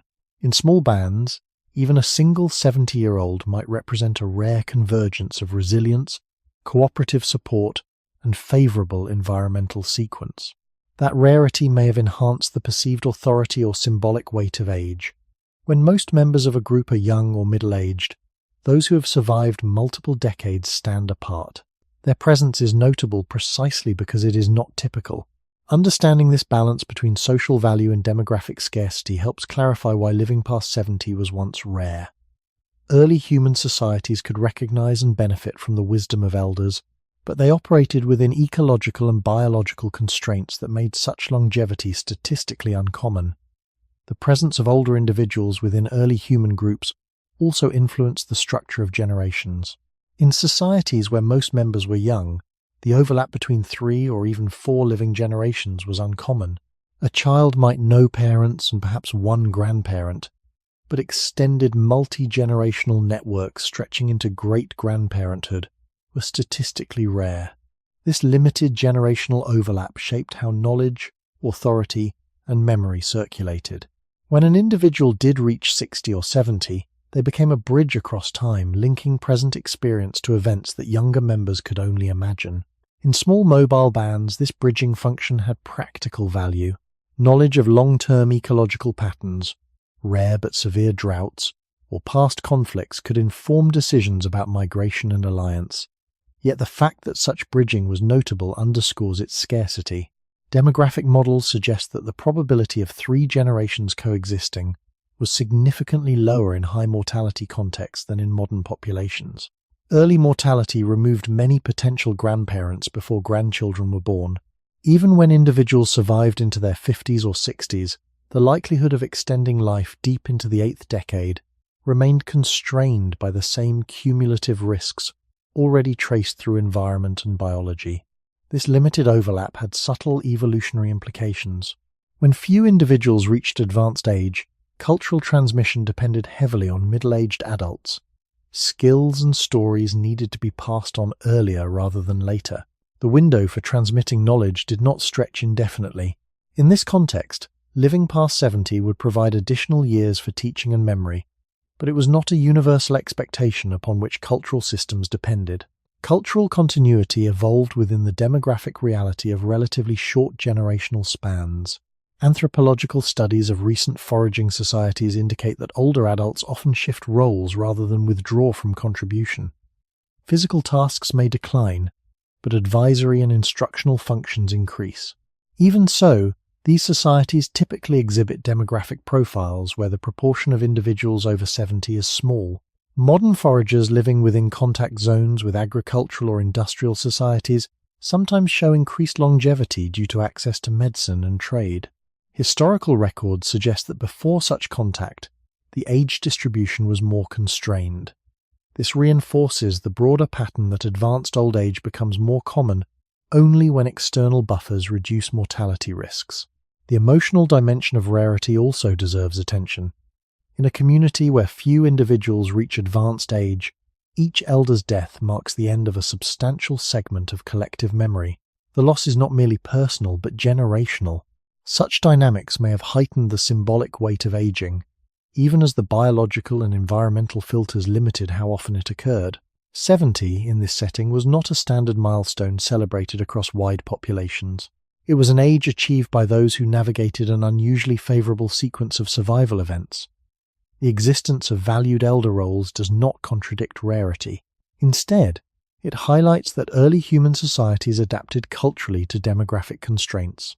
They could derive meaning and benefit from longevity without reshaping the underlying probabilities that made such longevity uncommon. The generational structure of early populations thus reinforces the central theme.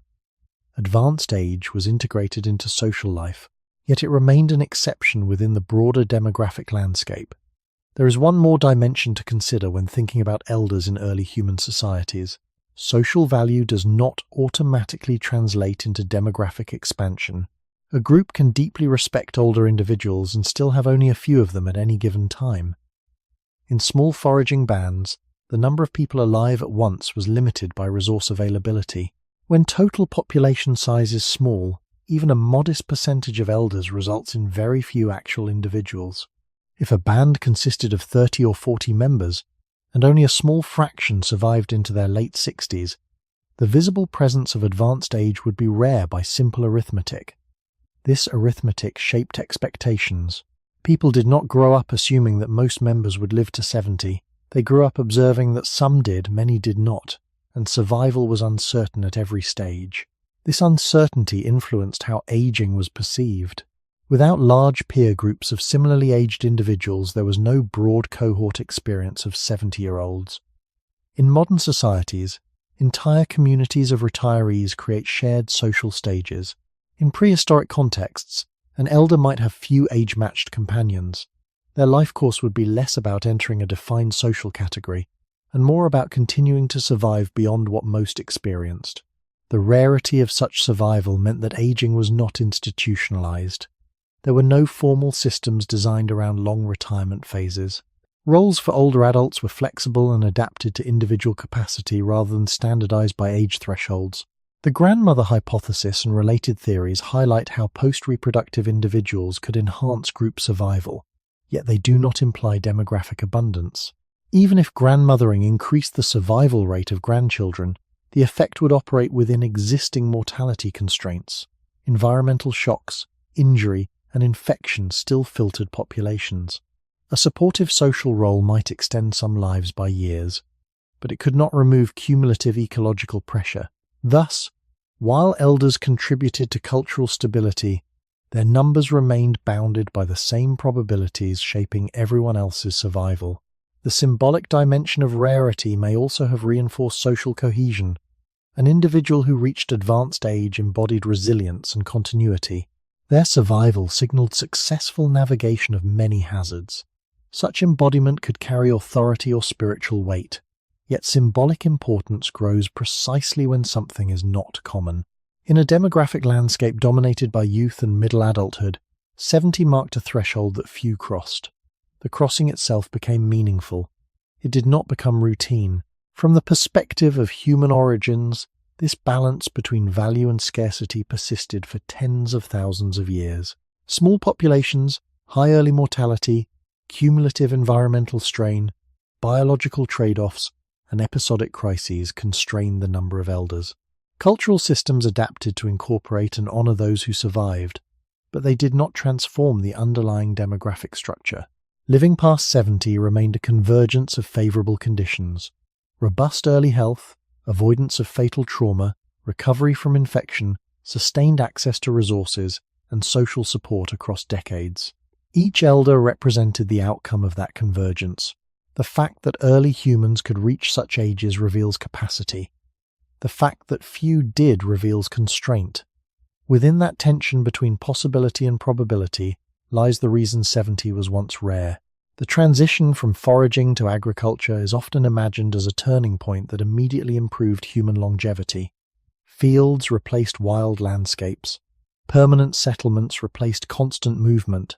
Food production, at least in theory, became more predictable. Yet the archaeological and historical record suggest that the earliest agricultural societies did not experience an immediate surge in lifespan. In some regions, average health indicators declined during the initial phases of farming. This paradox helps clarify why living past 70 remained rare, even after one of the most significant shifts in human history. Agriculture began independently in several parts of the world roughly 10 to 12,000 years ago. In the Fertile Crescent, communities cultivated wheat and barley. In East Asia, rice farming expanded. In Mesoamerica, maize domestication reshaped subsistence. These developments increased population density and allowed more children to survive into adolescence compared to many foraging contexts. However, permanent settlement also introduced new risks. When people lived in close quarters, waste accumulated near dwellings. Water sources became contaminated more easily. Domesticated animals were kept in proximity to humans, increasing opportunities for zoonotic disease transmission. The ecological balance shifted from dispersed exposure to concentrated contact. Skeletal remains from early agricultural communities often show signs of nutritional stress. Reliance on a limited number of staple crops sometimes reduced dietary diversity. Evidence of enamel hypoplasia, iron deficiency, and reduced stature appears in various early farming populations. While food supply became more stable in some respects, it also became more monotonous. Nutritional imbalances can weaken immune systems and reduce resilience against infection. As population density increased, so did the potential for endemic disease. Unlike small foraging bands, which could move away from contaminated areas, settled agricultural communities remained fixed. Pathogens had greater opportunity to circulate continuously within the population. These conditions did not eliminate the possibility of reaching advanced age, but they maintained significant mortality pressures. Infant and child mortality often remained high. Epidemic outbreaks could affect adults of various ages. In this context, living past 70 required surviving not only cumulative environmental and biological strain, but also the intensified microbial environment of early villages.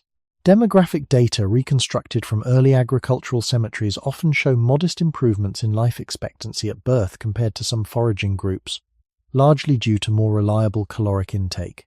Yet the proportion of individuals reaching very advanced age does not appear to expand dramatically in the earliest phases. The demographic pyramid may have widened slightly at its base, but the top remained narrow. The reasons are consistent with earlier patterns. High fertility continued. Cumulative infection, injury from agricultural labor, and limited medical knowledge constrained adult survival. Agricultural work introduced repetitive strain distinct from foraging mobility. Plowing, grinding grain, and carrying heavy loads created their own forms of musculoskeletal stress. Skeletons from early farming communities frequently displayed degenerative joint disease linked to these tasks. Over decades, such strain compounded with aging biology. Change.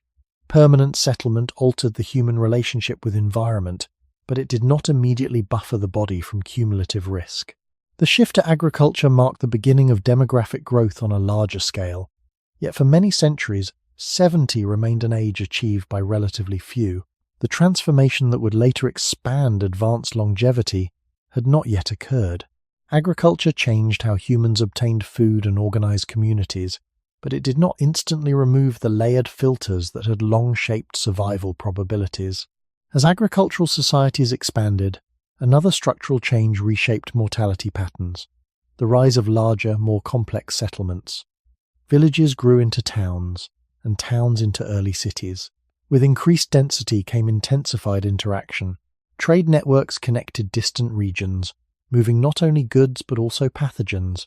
In small foraging bands, disease outbreaks often burned out quickly because groups were dispersed and mobile. In early agricultural towns, pathogens could circulate repeatedly among hundreds or thousands of individuals. This shift did not eliminate the possibility of longevity, but it introduced a new category of risk that persisted across generations. Living past 70 now required surviving not only localized infections and environmental stress, but also waves of epidemic disease that could sweep through settled populations. Archaeological evidence from early urban centers in Mesopotamia, the Indus Valley, and later Mediterranean regions reveals crowded housing patterns and limited sanitation infrastructure. Waste disposal systems were rudimentary or absent in many early settlements. Contaminated water supplies facilitated the spread of gastrointestinal illness. Skeletal remains from some of these communities show signs of infectious disease and nutritional stress. Even where agricultural production increased caloric availability, social stratification could influence access to food. Elites might have enjoyed more stable diets, while lower status individuals faced recurrent shortages. These disparities shaped survival probabilities unevenly across populations. Infant and child mortality often remained high, continuing to compress average life expectancy. Adults who survived childhood still faced infectious diseases that thrived in dense settlements. Tuberculosis, for example, leaves recognizable marks on bone in some archaeological contexts and appears to have affected human populations for thousands of years. Chronic infectious diseases could weaken individuals gradually, reducing resilience to other threats. In such environments, cumulative vulnerability persisted. The demographic pyramid widened at the base in some regions as agriculture supported larger populations, yet the uppermost layers did not expand proportionally. Reaching 70 required navigating decades in communities where epidemic cycles were recurring realities. Agricultural societies also introduced new forms of labor specialization. Craft production, construction, and trade expanded economic roles. While some tasks may have reduced the constant mobility of foraging life, others introduced repetitive strain and exposure to occupational hazards. Grinding grain for long hours could damage joints. Working with early metallurgy exposed individuals to fumes and toxic materials. Over decades, these occupational stresses interacted with aging biology in ways similar to earlier environmental burdens. The difference was not the absence of strain, but its new forms. Another factor shaping longevity was conflict. As populations grew and resources became tied to specific territories, competition intensified. Archaeological evidence of fortified settlements and trauma on skeletons indicates that organized violence became more common in some regions. Warfare and raids added yet another layer of mortality risk, particularly for young and middle-aged adults. Each conflict reduced the number of individuals who might otherwise have advanced into later decades. Although agriculture marked a profound transformation in human history, it did not immediately normalize survival into the 8th decade of life. It expanded population size and altered settlement patterns, but it also concentrated disease, intensified labor demands, and introduced new forms of social tension. Living past 70 during early agricultural and proto-urban periods remained statistically uncommon, shaped by cumulative filters that had evolved rather than disappeared. The demographic structure changed gradually, but the rarity of advanced age persisted across many centuries. As agricultural societies matured over centuries, they developed systems that gradually stabilized food production, such as irrigation, crop rotation, and storage facilities. These innovations reduced the immediate unpredictability of wild resource dependence. Granaries allowed surplus harvests to buffer lean seasons. Irrigation canals mitigated some effects of drought. At first glance, such systems seem likely to extend longevity significantly. Yet the demographic evidence suggests that while these developments increased overall population size, and in some cases modestly improved average life expectancy, they did not immediately transform the rarity of 70 into a common outcome. Stability in food supply reduced some risks but introduced others that continued to constrain advanced age. Surplus production enabled larger populations to persist year after year. Larger populations meant denser networks of human contact. Endemic diseases became sustained rather than episodic. Illness no longer required new introduction from outside. It could circulate within a permanent host pool. Children growing up in such environments were exposed to repeated infections early in life. Many survived and developed immunity to certain diseases, but others did not. High fertility rates remain necessary to maintain population growth in the face of ongoing mortality. The demographic pyramid broadened at its base, yet the narrowing toward older ages persisted. Each decade continued to filter survivors through cumulative exposure to infection, labor strain, and environmental variability.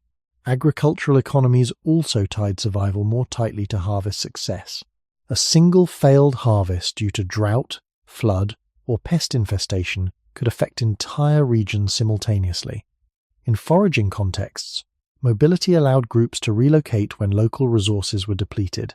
In settled agricultural systems, fields and infrastructure anchored communities to specific locations. Crop failure could lead to famine that disproportionately affected the most vulnerable, including both the very young and the elderly. Historical records from later agricultural civilizations describe recurring famines that sharply increased mortality. Although these records are much more recent than the earliest farming periods, they reflect structural vulnerabilities present from the beginning of agriculture. Another factor shaping longevity was social stratification. As societies became more hierarchical, access to nutrition and protection varied. Elites sometimes lived longer than lower status individuals, benefiting from better food and shelter. Yet even among elites in ancient civilizations, reaching 70 was not routine. Inscriptions and historical accounts occasionally mention long-lived rulers or scholars, often noting their age as remarkable. The very act of recording advanced age underscores its relative rarity. When 70 is common, it ceases to be noteworthy. The agricultural transformation, therefore, did not erase the demographic filters inherited from earlier human history. It altered their configuration. Environmental unpredictability shifted from wild landscapes to crop cycles. Infectious exposure intensified through density. Labor demands changed but remained physically taxing. Over generations, gradual improvements in infrastructure and knowledge accumulated, yet without modern sanitation, vaccination, or effective medical treatment, cumulative risk continued to limit survival into advanced decades. Living past 70 in agricultural societies required not only surviving childhood and adult labor, but also navigating epidemic cycles and periodic famine without irreversible decline. The possibility of such longevity existed, and examples can be found in both archaeological remains and written sources. However, the probability remained low for most individuals. Agriculture marked a turning point in human demography, but the true expansion of advanced old age would require additional transformations that had not yet occurred. As settlements expanded into fully developed cities, a new demographic environment emerged. Urban life concentrated thousands of people within confined spaces, creating unprecedented levels of interaction. Streets were narrow, waste disposal was inconsistent, and clean water was not reliably separated from contamination. In ancient cities from Mesopotamia to Rome to early imperial China, the density of population sustained continuous circulation of infectious disease. Unlike small agricultural villages where outbreaks might fade as immunity built within a limited group, large cities functioned as reservoirs. New births constantly replenished the pool of susceptible individuals. In such environments, surviving to 70 required passing not only through childhood vulnerability and cumulative environmental strain, but also through recurring epidemic waves that could strike at any stage of adulthood. Historical records from classical antiquity and later periods describe plagues that swept through cities, killing significant portions of the population. While exact mortality figures are debated, the general pattern is clear: urban density, amplified disease transmission. Even outside of major epidemics, endemic illnesses such as gastrointestinal infections, tuberculosis, and respiratory diseases persisted year-round. Infants and young children remained especially vulnerable, continuing to compress average life expectancy at birth. Adults who survived early life faced the constant possibility of new outbreaks. Each epidemic functioned as a demographic reset, thinning populations across age categories. In this context, the demographic pyramid retained its narrow top. Urban labor also introduced sustained physical stress. Construction of walls, roads, and monumental architecture required heavy lifting and repetitive strain. Craft specialization exposed workers to occupational hazards, from inhaling dust in quarrying to exposure to metals in early smelting. Over decades, these stresses compounded with natural aging processes. Degenerative joint disease appears frequently in skeletal remains from ancient urban cemeteries, indicating that city life did not eliminate physical burden. The difference lay in the form of stress rather than its absence. Another defining feature of urban societies was social inequality. Access to nutrition, shelter, and care varied widely. Elite households sometimes had better diets and safer living quarters, which could improve survival probabilities modestly. Even so, advanced age remained notable. Inscriptions commemorating individuals who lived into their 70s often highlighted their age as exceptional. Such inscriptions function as indirect evidence. If 70 were common, it would not require emphasis. The majority of urban residents likely experienced lifespans shaped by the same cumulative filters already traced through earlier periods, now intensified by density and periodic crisis. Warfare added further instability. Cities were targets for invasion and siege. Military campaigns exposed young and middle-aged adults to injury and disease. Siege conditions frequently led to famine and outbreaks within walls. Each conflict reduced the cohort of individuals who might otherwise have progressed into later decades.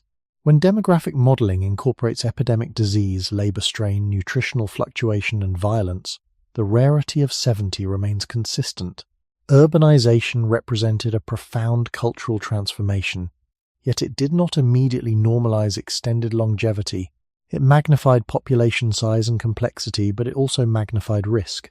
Living past 70 in early cities required navigating not only personal aging and environmental burden, but also the structural vulnerabilities of densely settled human life. The demographic ceiling shifted gradually over centuries, but for much of urban history, 70 remained an uncommon achievement rather than a standard expectation. As urban civilizations matured, they developed administrative systems, trade networks, and medical traditions. Written records from ancient Egypt, Greece, Rome, China, and other societies include references to physicians, herbal remedies, and surgical practices. These developments mark important cultural advances, yet the effectiveness of early medicine was limited by incomplete understanding of infection and human physiology. Without knowledge of microbes, sanitation remained inconsistent. Treatments often focused on balancing humors or alleviating symptoms rather than eliminating underlying causes. Some interventions were beneficial, such as setting broken bones or using certain plant-based compounds with mild antimicrobial properties. Others were neutral or occasionally harmful. While such practices may have improved survival in specific cases, they did not fundamentally alter the demographic pattern that made 70 rare. One reason lies in the persistence of epidemic cycles. Large cities were connected by trade routes stretching across continents. Caravans, ships, and armies carried pathogens between regions. The Antonine Plague in the Roman Empire and later outbreaks in medieval Europe illustrate how interconnected networks amplified mortality. Even if exact mortality rates are debated, historical sources consistently describe widespread loss of life across age groups. Epidemics did not spare the elderly, whose immune systems were already weakened by age. Surviving multiple outbreaks over decades required both individual resilience and fortunate timing. A person who reached 60 might still face an epidemic capable of ending life abruptly. The unpredictability of such events maintained demographic fragility at older ages. Beyond disease, urban economies were vulnerable to supply disruptions. Cities depended on rural hinterlands for grain and other staples. Drought, flood, war, or political instability could interrupt food delivery. Famine conditions increased susceptibility to illness and reduced overall strength. Historical accounts frequently link famine with subsequent waves of disease. The elderly, with reduced physiological reserve, were particularly vulnerable during such crises. Even if they had survived previous decades, a single prolonged shortage could prove fatal. Thus, advanced age remained contingent on a long sequence of favorable years without catastrophic interruption. Social inequality also shaped longevity unevenly. Elite families sometimes enjoyed better living conditions and access to care, allowing a higher probability of reaching older ages. Inscriptions and biographical records occasionally mention individuals who lived into their 70s or beyond, often highlighting their age as remarkable. However, the majority of urban populations did not share these advantages. Crowded housing, limited access to clean water, and demanding labor conditions sustained high mortality. Demographic reconstructions from burial data suggest that while some individuals achieved advanced age, they represented a minority within the broader population. Cultural respect for elders may have grown in complex societies, particularly where lineage and inheritance mattered. Yet, respect did not neutralize biological and environmental constraints. The institutional structures of early cities, legal codes, markets, temples, armies, were not designed around a large population of septuagenarians. Governance and labor systems assumed generational turnover at a pace shaped by prevailing mortality rates. 70 remained noteworthy because it lay beyond the median experience. Urban civilization added complexity to human life, but it did not immediately dissolve the layered filters that had long limited advanced longevity. Across the long arc of pre-modern urban history, A pattern becomes visible when demographic shocks are placed alongside ordinary years. Most years were not marked by catastrophic plague or famine. Daily life unfolded through trade, craft, ritual, and family routines. Yet the presence of periodic crises defined the outer limits of survival. An individual who had navigated infancy, environmental strain, injury, and early adulthood in a city still faced the possibility that a single epidemic wave or prolonged siege could interrupt the trajectory toward old age. When such shocks occurred, they often reduced life expectancy sharply for that cohort. The demographic impact did not vanish once the crisis ended. It shaped the age structure for years afterward, thinning older groups and resetting generational balance. In many pre-modern cities, cemeteries show clustering of deaths during certain intervals, consistent with epidemic or famine events. Even when precise causes cannot be identified, age-at-death distributions frequently display concentration in younger and middle adulthood, with fewer individuals extending into later decades. The absence of consistent medical intervention capable of halting bacterial infections or stabilizing internal injuries meant that each crisis exerted its full force. A person who reached 60 might have survived prior hardships, yet still faced renewed vulnerability when the next epidemic arrived. The accumulation of survival up to that point offered no guarantee against the next disruption. The fragility of infrastructure also contributed to demographic instability. Urban water systems, grain storage facilities, and defensive structures required maintenance. Political instability or economic decline could degrade these systems, increasing exposure to contamination or reducing food security. When infrastructure weakened, mortality rose. The elderly, whose physiological reserves were already limited, were disproportionately affected by breakdowns in supply or sanitation. Advanced age required not only personal health, but also stable collective systems over decades. In many pre-modern contexts, such stability was intermittent. Another layer lies in migration. Cities attracted newcomers from rural areas seeking opportunity. Migration replenished labor forces but also introduced individuals who had experienced different disease exposures. The mixing of populations facilitated pathogen transmission. Urban centers became dynamic hubs of demographic exchange, but this dynamism also sustained mortality pressures. The constant inflow of younger migrants reinforced the youthful base of the population pyramid. Even if a minority of long-term residents reached 70, they were surrounded by successive waves of younger arrivals. The demographic profile remained steep. Cultural memory from pre-modern societies often records longevity with a tone of distinction. Individuals reputed to have reached 70 or 80 were sometimes cited in chronicles as evidence of virtue, divine favor, or exceptional constitution. Such descriptions, while not always precise, suggest that advanced age was sufficiently uncommon to merit comment. Routine experience does not require explanation. Rarity does. When viewed across centuries of urban history, the conclusion remains consistent. Complexity, trade, governance, and cultural sophistication did not immediately transform the statistical boundaries of human lifespan. They altered how societies were organized, but they did not remove epidemic cycles, famine risk, labor strain, or aging biology. Living past 70 required a convergence of personal resilience and long-term social stability that was difficult to sustain continuously. The demographic ceiling shifted gradually, but for much of urban antiquity, 70 remained an upper threshold rather than an expected destination. The turning point in human longevity did not arrive gradually over tens of thousands of years. It accelerated within a relatively brief historical window. Beginning in parts of Europe and later spreading globally, the 18th and 19th centuries introduced changes that quietly altered the demographic ceiling. These changes were not initially dramatic extensions of maximum lifespan.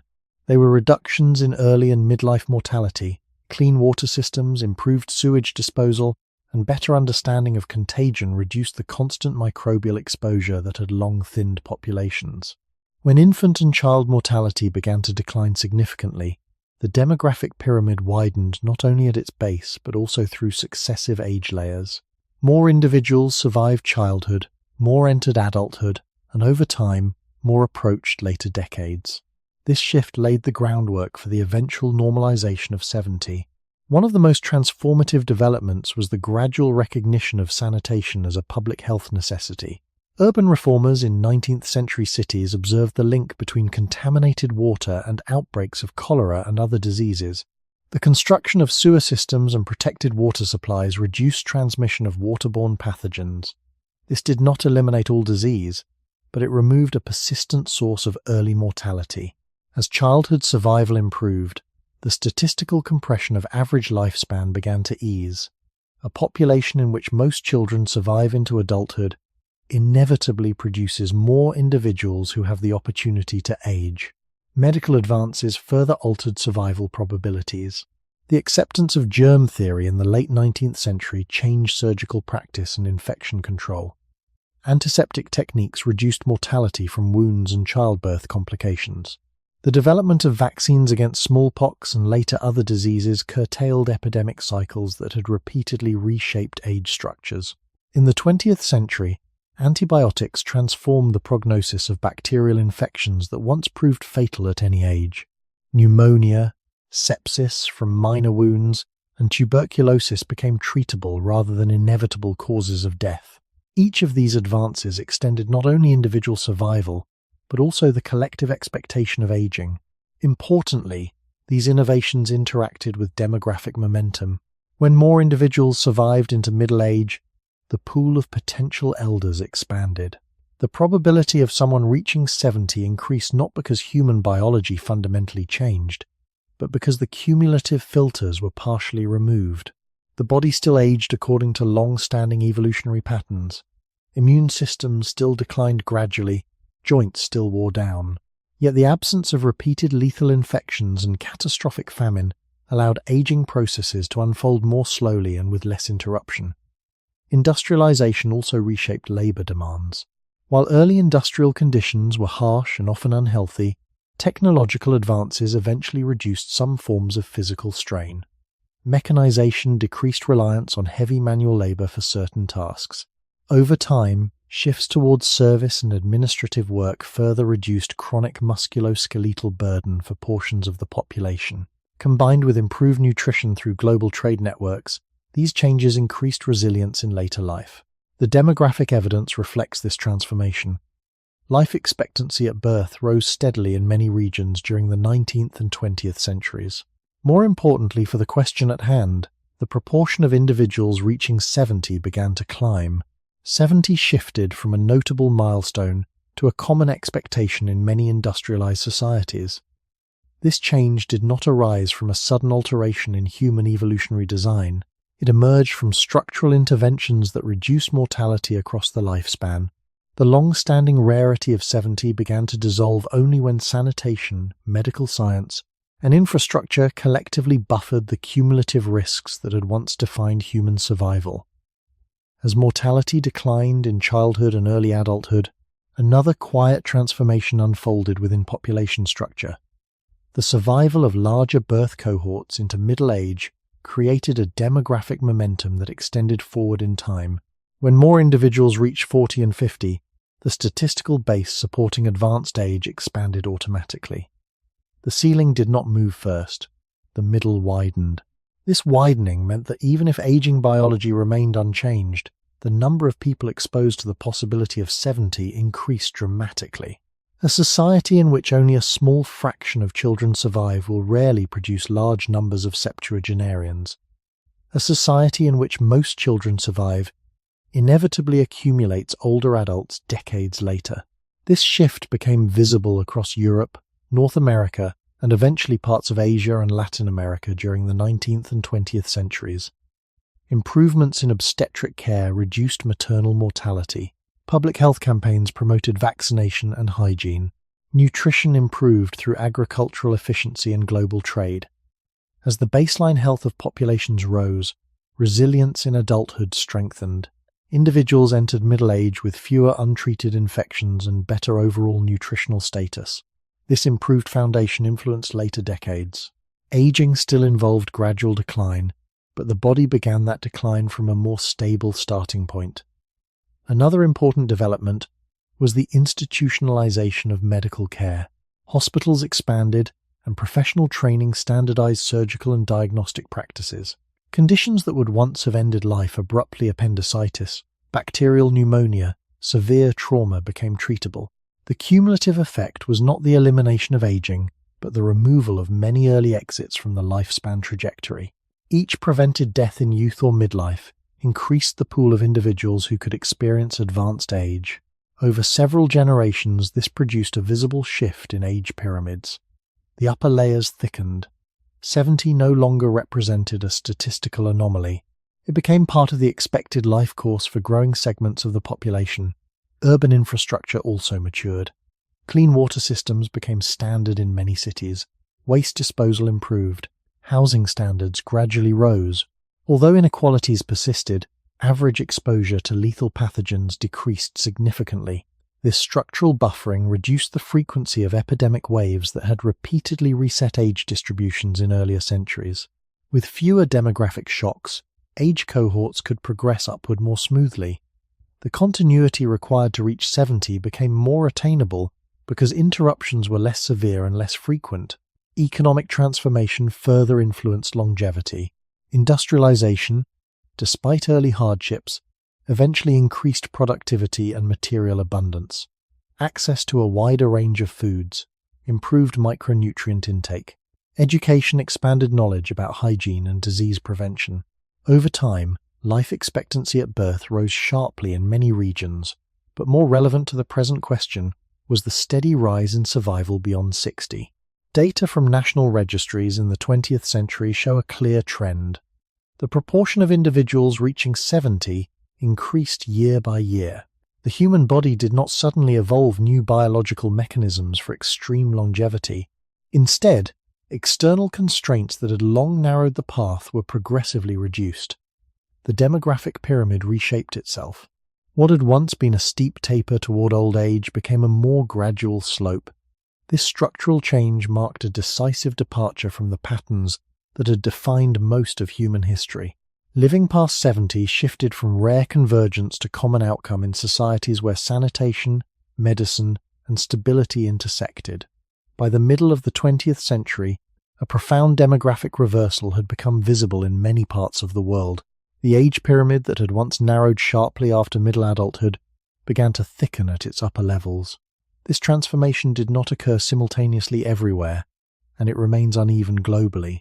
Yet, where sanitation, vaccination, antibiotics, and stable food supply converged, the proportion of individuals living beyond 70 increased in a way unprecedented in human history. For the first time, large cohorts of people could expect not only to survive childhood and midlife, but to spend decades in advanced age. This shift altered social institutions as well as personal expectations. Retirement systems emerged, designed around the assumption that a significant portion of the population would live into their 70s and beyond. Healthcare systems adapted to chronic conditions associated with aging rather than focusing primarily on acute infectious threats. These structural changes reflect a new demographic baseline. When 70 becomes common, society reorganizes itself accordingly. The fact that such reorganization was necessary highlights how unusual this stage of longevity is when viewed against the backdrop of earlier eras. The biological processes of aging, however, did not disappear. Immune decline, vascular stiffening, cellular senescence, and musculoskeletal wear continue to unfold according to patterns shaped over deep evolutionary time. What changed was the surrounding environment. Repeated lethal infections became treatable. Nutritional deficiency became less frequent in many regions. Catastrophic famines declined in areas with reliable food distribution networks. Large-scale wars still inflicted mortality, but they did not consistently reset entire demographic structures in the same way that pre-modern epidemics had. The cumulative filters that once narrowed the path to 70 were partially lifted. As these filters weakened, the inherent capacity of the human organism to live longer became more visible. Statistical data from national life tables illustrate the magnitude of change. In many industrialized countries, life expectancy at birth rose from below 50 in the 19th century to well above 70 by the late 20th century. More importantly for the central question, conditional life expectancy at age 60 also increased. Surviving to 60 no longer implied a high probability of imminent death. Instead, many individuals could anticipate another decade or more. The demographic ceiling expanded not because evolution rewrote the body in a century, but because cumulative mortality across the lifespan decreased. Yet this expansion carries a subtle implication. The modern prevalence of 70 and beyond is historically exceptional. For most of the species' existence, only a small fraction reach such ages. Today, in many societies, reaching 70 is expected rather than extraordinary. This reversal has occurred within a few generations, a blink of time compared to the hundreds of thousands of years during which advanced old age remained rare. Understanding this context reframes how we interpret aging in the present. Longevity beyond 70 is not a biological anomaly, but it is a demographic novelty. The human body evolved under conditions where few individuals experience prolonged late life. Modern systems have allowed far more to do so. The rarity that defined most of history has given way to a new normal, shaped less by evolutionary redesign than by structural transformation. When 70 became common in many societies, a subtle tension emerged between ancient biology and modern structure. The human body that now reaches this age in large numbers was not redesigned in the last century. It remains fundamentally shaped by evolutionary pressures from environments in which advanced old age was rare. What has changed is the context surrounding that body. Medicine, sanitation, and food systems have reduced many external causes of early death. As a result, aging unfolds more visibly and over longer spans of time. This expansion of late life reveals processes that were once compressed or cut short by mortality. Conditions such as cardiovascular disease, cancer, and neurodegenerative disorders have become prominent not because they are new in principle, but because more individuals now live long enough for these processes to manifest. In earlier eras, many would not have survived to experience them. The demographic normalization of 70, therefore, exposes the interaction between long-standing biological trade-offs and newly extended survival. Aging biology carries patterns shaped in contexts where post-reproductive decades were not widespread. Cellular repair mechanisms slow gradually with age. Immune systems shift toward chronic low-level inflammation. Hormonal changes alter bone density and muscle mass. In environments buffered from infection and famine, these gradual shifts accumulate over decades rather than being interrupted by acute mortality. The body's vulnerabilities become chronic rather than catastrophic. Instead of sudden death from infection or trauma, individuals may experience prolonged periods of gradual decline. This is a new demographic landscape. It reflects not a change in human essence, but a change in survival probability across the lifespan. Population data illustrate the magnitude of this shift. In countries with stable healthcare systems, the majority of individuals now reach 70. In some regions, substantial numbers reach 80 and beyond. The age pyramid in these societies has transformed into a more rectangular shape, with upper layers nearly as broad as middle layers. This structural change affects family dynamics and social organization. Multi-generational overlap has become common. Grandparents and great-grandparents may coexist with grandchildren for extended periods. Knowledge transmission, caregiving, and inheritance patterns adapt accordingly. What was once rare, 3 or even 4 living generations, has become routine in many places. However, this expansion is uneven globally. In regions where sanitation, medical access, and political stability remain limited, the demographic profile more closely resembles earlier historical patterns. Advanced age remains less common. This contrast underscores that longevity is shaped by infrastructure and public health, rather than by rapid evolutionary modification. The human body's capacity to live into advanced age has long existed, but its realization depends on sustained buffering of cumulative risk. The modern extension of old age also raises new questions about quality of life. Surviving to 70 or 80 is not equivalent to doing so in robust health. Chronic conditions may accompany extended lifespan. Societies now face challenges in supporting aging populations over longer durations than ever before. These challenges highlight the novelty of the situation. For most of human history, the rarity of 70 limited the scale of such concerns. Today, they define major public policy debates.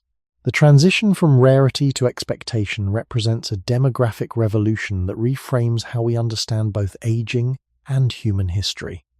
As advanced age became common in many societies, the meaning of aging shifted from rarity to expectation. This shift influences not only demographics but also perception. When few individuals reach 70, old age carried an aura of exception. When most do, it becomes an anticipated stage of life. Anticipation alters behavior across earlier decades. Education, career planning, saving systems, and healthcare investments are structured around the assumption that individuals will live long enough to experience retirement and prolonged later life. In earlier historical contexts, where survival into the 8th decade was uncertain, such long-range planning was less embedded in social systems. The normalization of 70 therefore reshapes not only lifespan, but also the timeline of human decision-making. Yet beneath this structural transformation, biological aging continues to follow patterns shaped long before industrialization. Cellular processes accumulate damage gradually. Telomeres shorten with repeated division. Protein quality control becomes less efficient. These mechanisms do not suddenly accelerate because society expects longer life. They proceed at rates influenced by genetics, lifestyle, and environmental exposure. Modern medicine can mitigate some outcomes through management of blood pressure, cholesterol, and metabolic conditions, but it does not eliminate the fundamental trajectory of aging. Instead, it extends the period during which aging processes unfold. This extension increases the visibility of chronic disease. Conditions such as type 2 diabetes, heart disease, and dementia are now major contributors to morbidity because more individuals live long enough to experience them. In earlier eras, many would have died from infection or injury before these chronic processes reached clinical prominence. The demographic expansion of older cohorts also creates new intergenerational patterns. In societies with high longevity, grandparents may remain active participants in family life for decades. Great-grandparenthood is no longer extraordinary. This sustained overlap allows for extended transmission of cultural memory and resources. It also requires adaptation in healthcare systems and social support structures. Long-term care, pension sustainability, and age-related healthcare become central concerns precisely because the number of individuals reaching advanced age has grown so dramatically. The contrast with earlier human history is striking. For tens of thousands of years, most populations maintained steep pyramids with narrow tops. Now, in many regions, the upper layers approach the breadth of younger cohorts. However, the normalization of 70 does not erase inequality.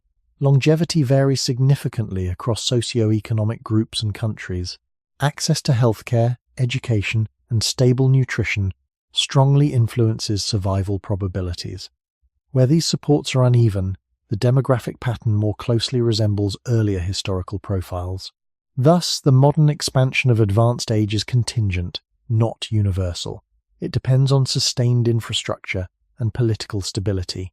This dependence reveals that longevity beyond 70 remains sensitive to structural conditions. The body's capacity to age has always been present. The widespread realization of that capacity is recent and fragile. The movement from rarity to expectation is one of the most profound demographic changes in human history, yet it rests on systems that require constant maintenance. Understanding this shift helps illuminate how unusual the present moment is in comparison to the vast span of time, during which 70 marked an upper boundary rather than a common milestone. When large numbers of people began to live beyond 70, a new historical condition emerged: the prolonged coexistence of aging biology with technological buffering. This coexistence reveals a subtle mismatch. The human organism evolved under pressures that rarely required decades of survival after reproductive years. Modern medicine and infrastructure have reduced many external threats, but they have not altered the deep architecture of aging. As a result, extended lifespan exposes vulnerabilities that were once less visible. Degenerative diseases, frailty syndromes, and cognitive decline become more prominent not because they are newly invented, but because more individuals now traverse the years in which such processes unfold. The rarity that once concealed these patterns has given way to a landscape in which they are common and socially central. The demographic expansion of advanced age also transforms collective time perception. In earlier eras, generational turnover occurred more rapidly. Knowledge transfer happened within narrower windows. Today, extended longevity allows individuals to witness broader spans of technological and cultural change within a single lifetime. A person born in the early 20th century might have observed the transition from horse-drawn transport to digital communication. This compression of historical change within individual lifespans reshapes memory and identity. It also intensifies the challenge of adapting social systems to aging populations. Healthcare institutions now devote substantial resources to managing chronic illness rather than acute infection. Public policy debates center on pension sustainability and elder care infrastructure. These concerns arise because 70 is no longer rare. They would have been inconceivable in societies where only a small minority reach such ages. Yet, this new condition remains uneven and historically fragile. In regions affected by conflict, economic instability, or inadequate healthcare, life expectancy can decline rapidly. Epidemics and social disruptions still demonstrate how sensitive longevity is to structural breakdown. The global distribution of 70-plus populations reveals stark contrasts.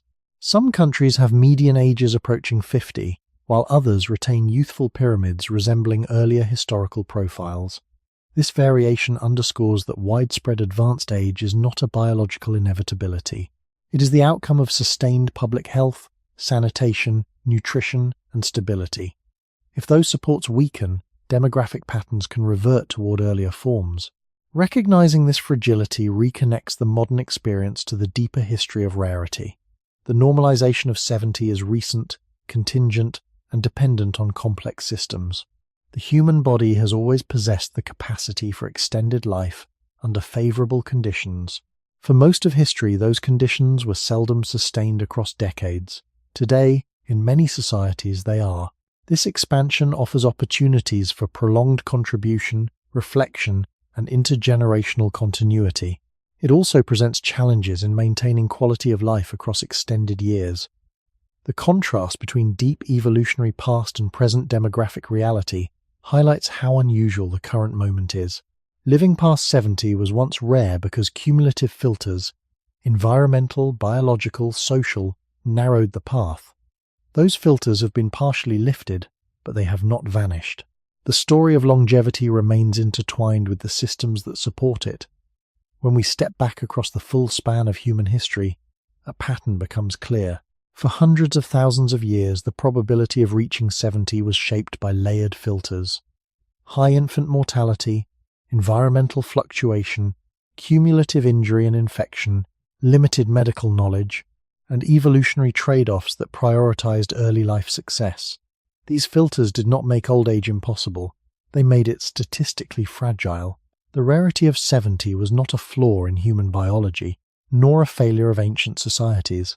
It was the natural outcome of living within ecological systems that offered little sustained protection from cumulative risk.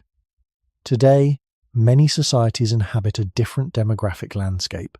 Sanitation, vaccination, antibiotics, and reliable food distribution have reduced mortality across the lifespan.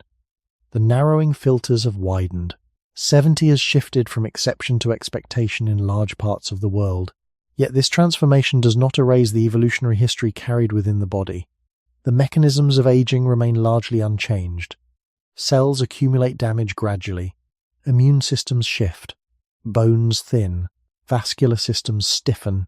What has changed is the context in which these processes unfold. They now do so in environments buffered from many acute threats.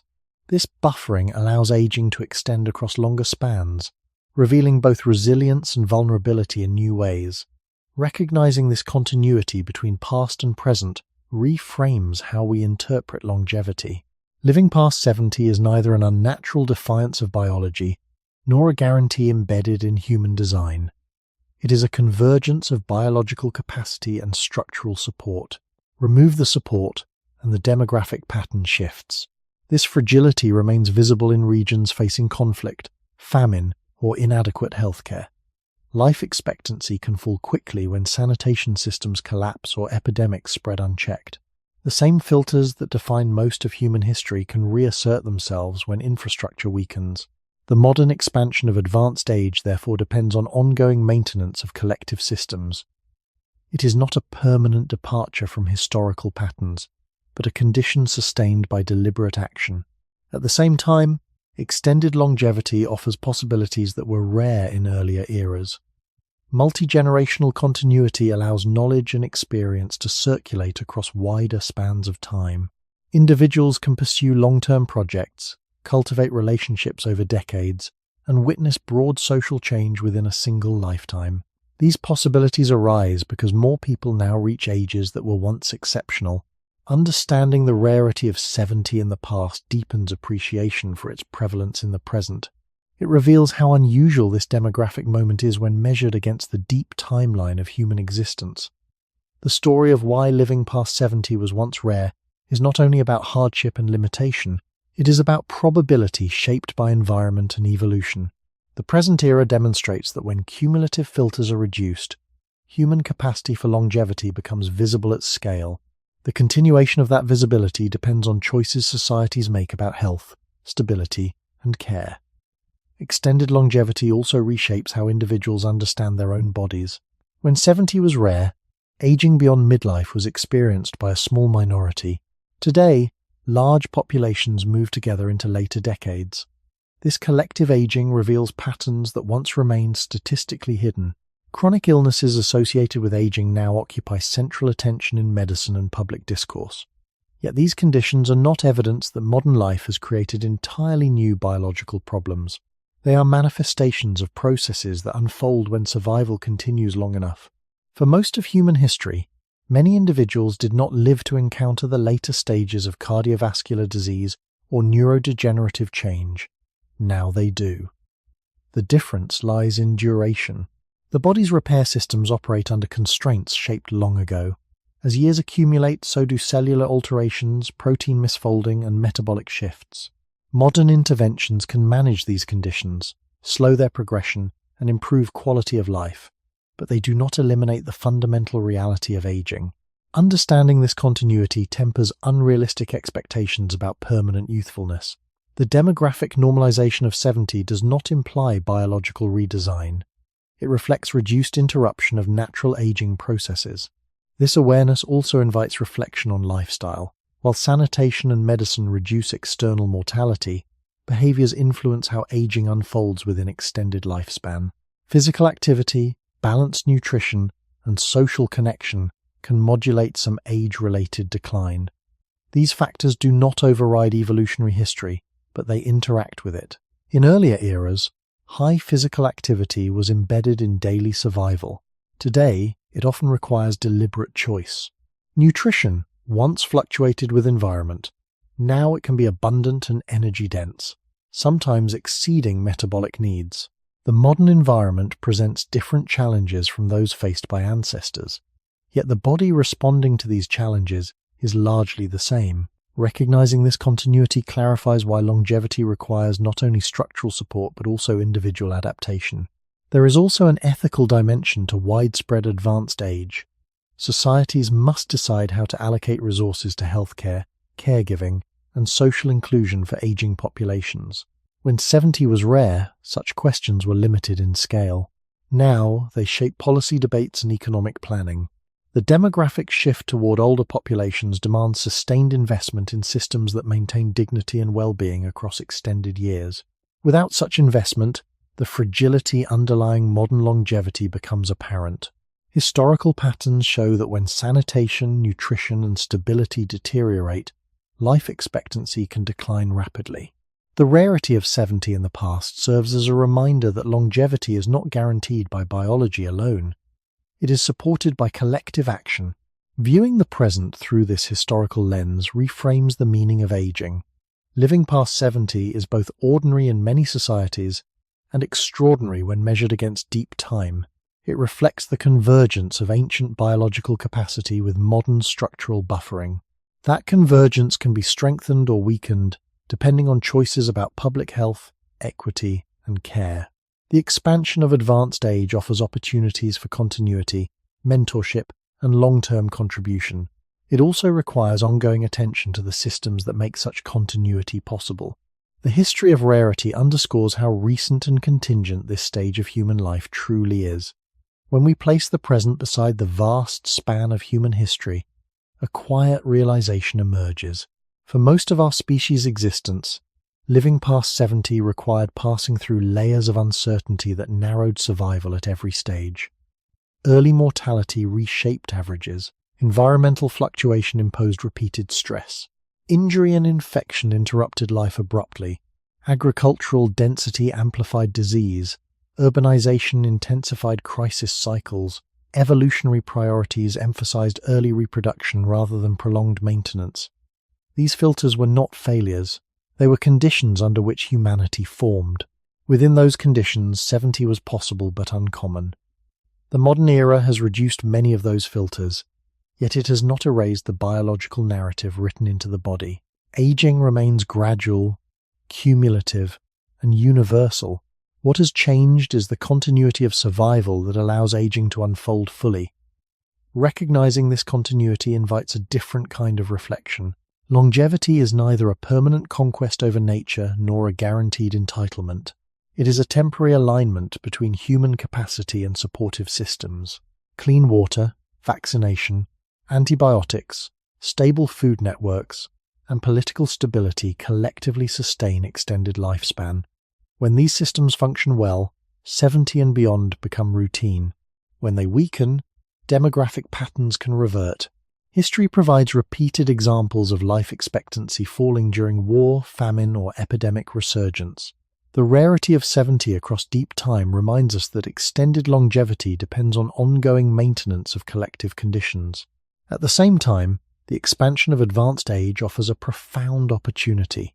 When more individuals reach their 70s and 80s, societies gain longer arcs of experience and memory. Families share time across multiple generations.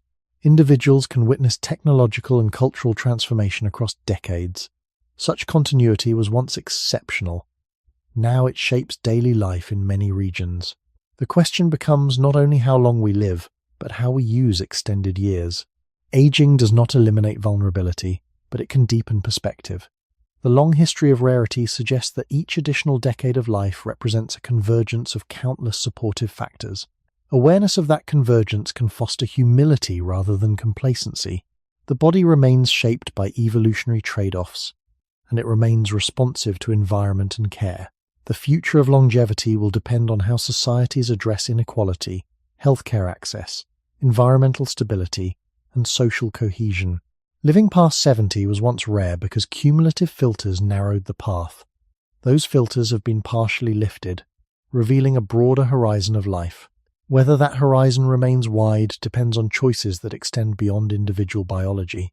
If advanced age is historically unusual yet increasingly common today, how might we honor both the fragility and the possibility carried within each extended year?